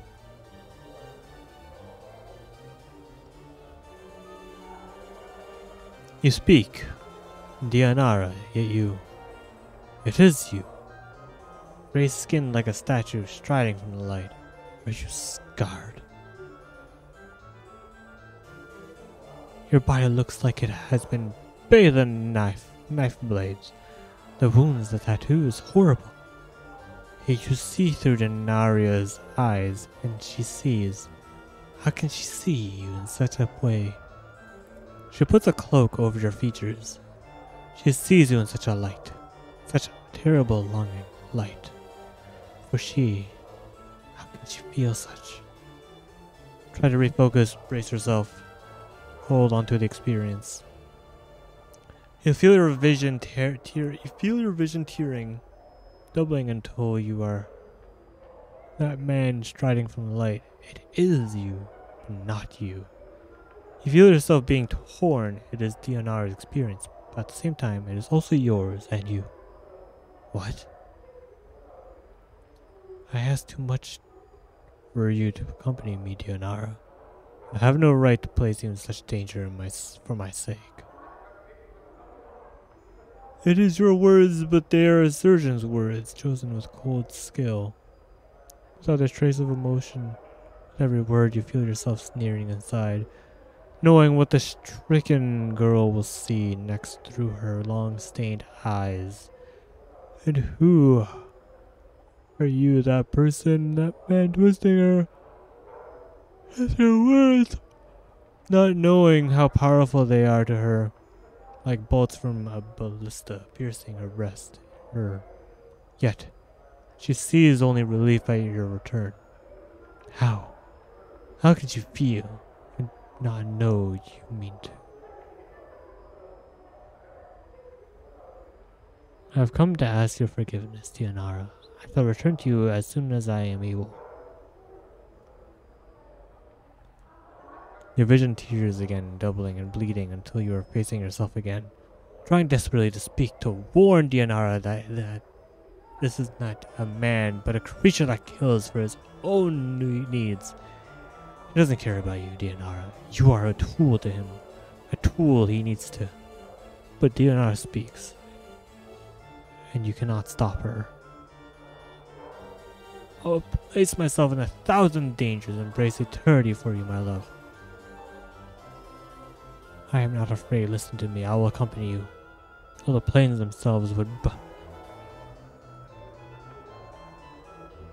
Though the plains themselves should bar the way, you feel yourself shattering. Relief and satisfaction, his satisfaction at her words, knowing she would say them, always knowing, and her admission of love is like sliming of a... Oh, she is yours, but you must be certain.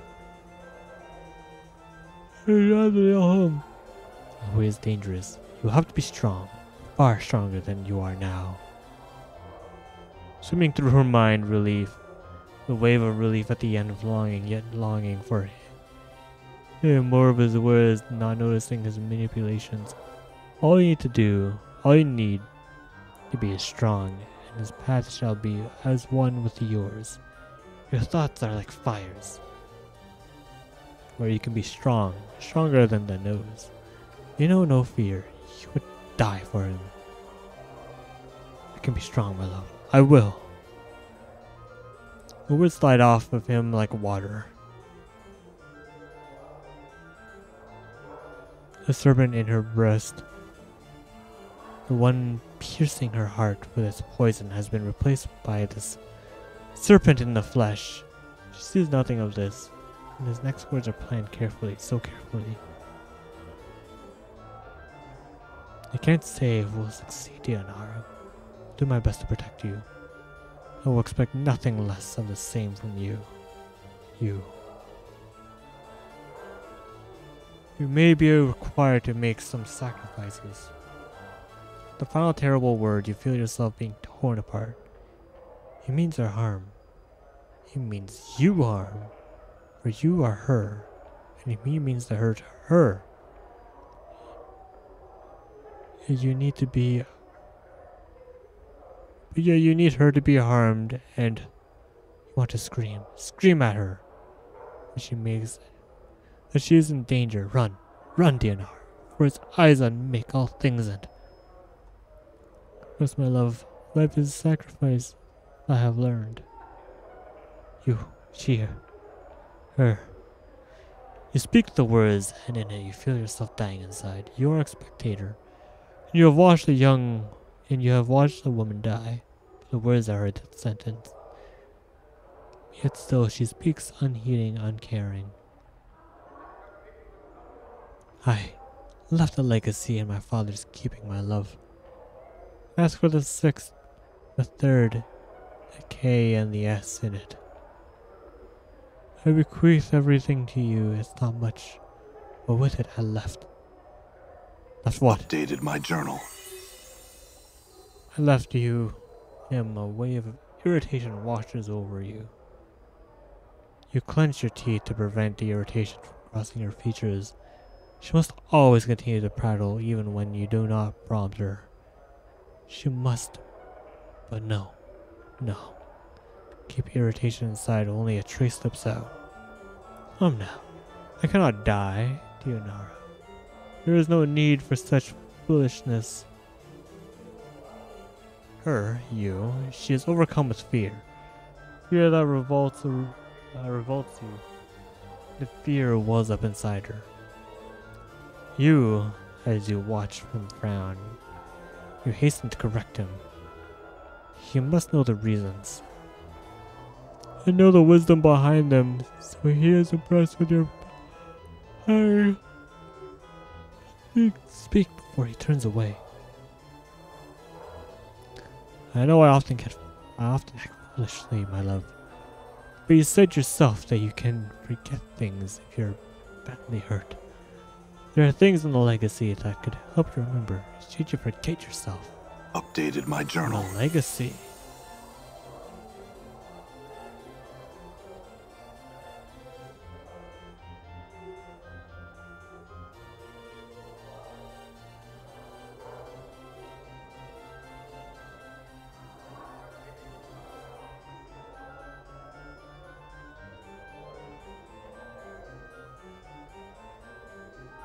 Wait, where do they talk about the K or whatever?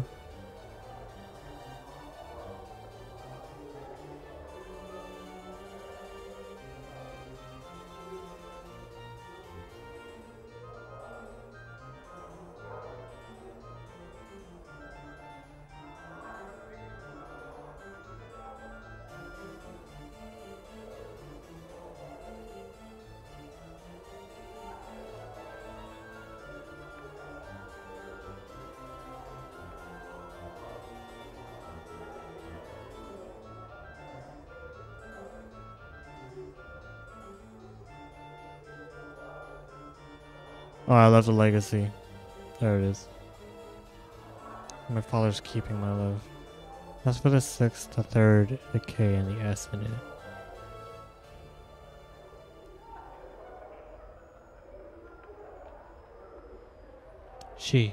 You coldly regard her through her eyes, tracing her gaze along her furrowed brow, wrinkling with worry, desperation.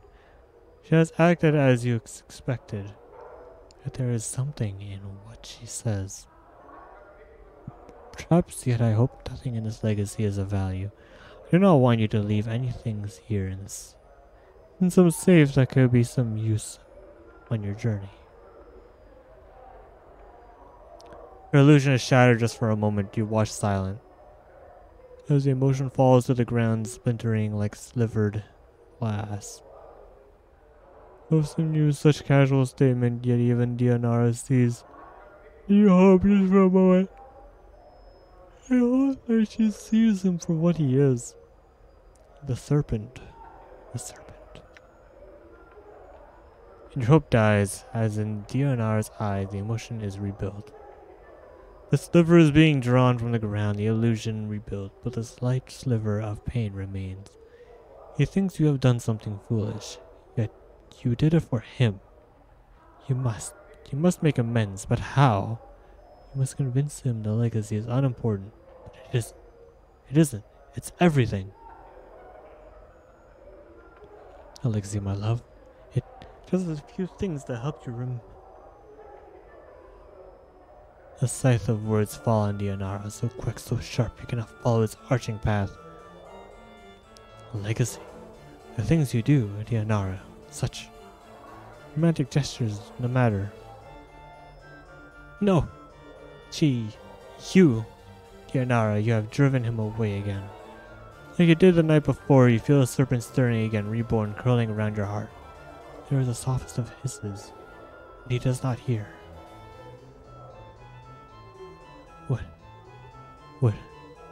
Would you wish to leave him a legacy, my love? For yourself, or for anyone who would want to.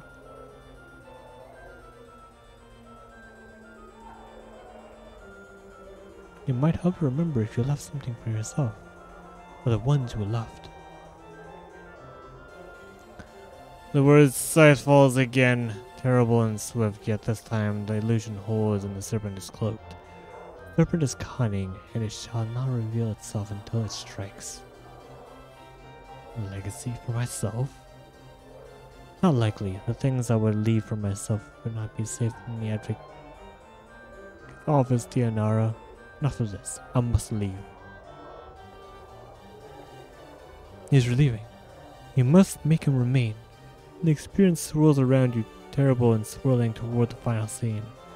The question you, she wants to ask. Don't ask it, Dianara. Don't ask it. Be silent. Be silent! My love, before you go. His anger, his irritation. What now? What you mewing, a banshee? Where I go? It looks like I am in no danger of that. Come, Dianara. Can these questions wait for the morn? There's much. You, is desperate drowning to say it. Say it, and she. You, speak it. You want me to come with you, my love? The rush of emotion dies in her mind. This is the end. The words he. You are about to speak are true. The truth is not the truth she sees. There are no lies, only cold calculations. Of course he wants you to come with him, Dianara. You understand it clearly. Too clearly. He has invested too much in the poor girl to let it go. Let go. Of course, Dianara. I would not have asked you to come with me if I did not want your company. You know how I feel about you. There was a cold silence in his mind and the hissing of a thought. The response sharp and deadly like a dagger blade. The lie comes swiftly, unburned by emotion. I love you, Dianara. You want to scream as you feel the lie wash over her like a radiance. But it is a shadow of truth. A serpent's kiss, and he means you harm. You can't see all you want to call out, but she is crying with joy, even as. Cry with joy, with frustration, with joy, with despair. Emotion washes over you like you're drowning. You need to speak. You long to speak, but cannot, and tear yourself away from the experience. And you scream. Scream as you tear her hands from the stone. And bloody tears rushing from your eyes, running in streams down your arms. Your hands to coat the crying blood. Her blood. You can't warn her. You can't stop crying.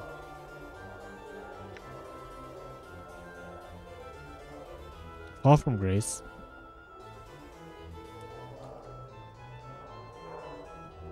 And suddenly, fall from grace is there, and her touch is gentle like silk, and she brushes the tears from your eyes, even as you feel the screams welling up within you. She shushes you, cradling your face through your bloody tears. I can't bear it. I couldn't stop her. I wanted to, but I couldn't do anything. Fall from grace looks into your eyes, and she nods sadly, in understanding. And that is the nature of longing. The desire for that which you cannot change or possess. She studies you, withdrawing her hand, now soaked in your blood. Will you be alright? Yes. Yes. I just need a moment. Very well. Fall from grace steps back. We will continue when you are ready. Take a breath and collect your thoughts. 2000 experience. As much as you want to hurl the memory of the experience from you, you hold it fast because you know it's important to remember. It was you that experience, and it was Dianara's experience. But because it was you, your memories flooded you. You could feel both sides at once. Who were you? Who was that? That shade of you.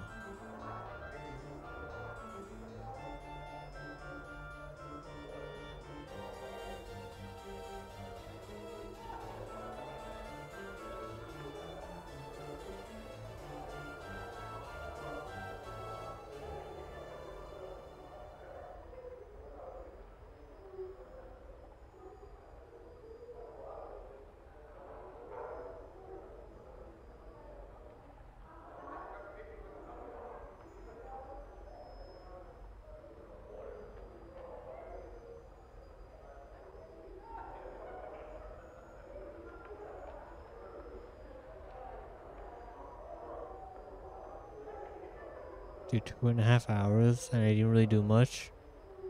The chest? What's in there? Nothing.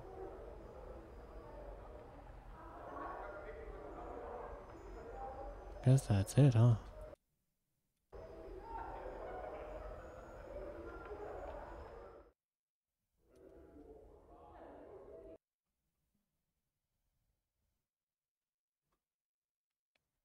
And that experience with Dionara is in the sensory stone in the fest hall. Solve Dionara's final days within one of the sensory stones in fest hall's private sensorium. And then she told me one of the experience that she had left a legacy for me. It may prove useful. The experience Dionara is in the sensory stone in the fest hall. I know when she suggested I leave, I can see it struck a chord with my previous incarnation.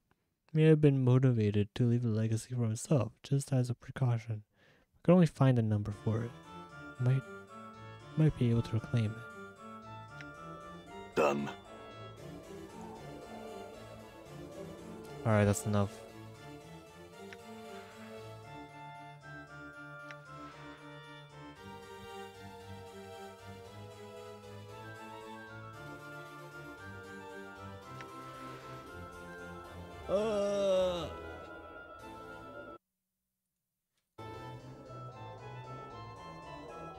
We're gonna end for tonight because it's already late and I just want to play a bit of it.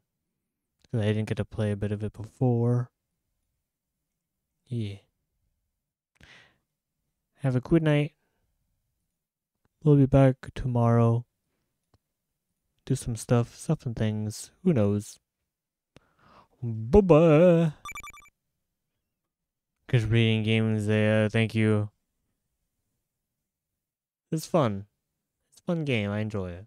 But it's just long. Bye-bye.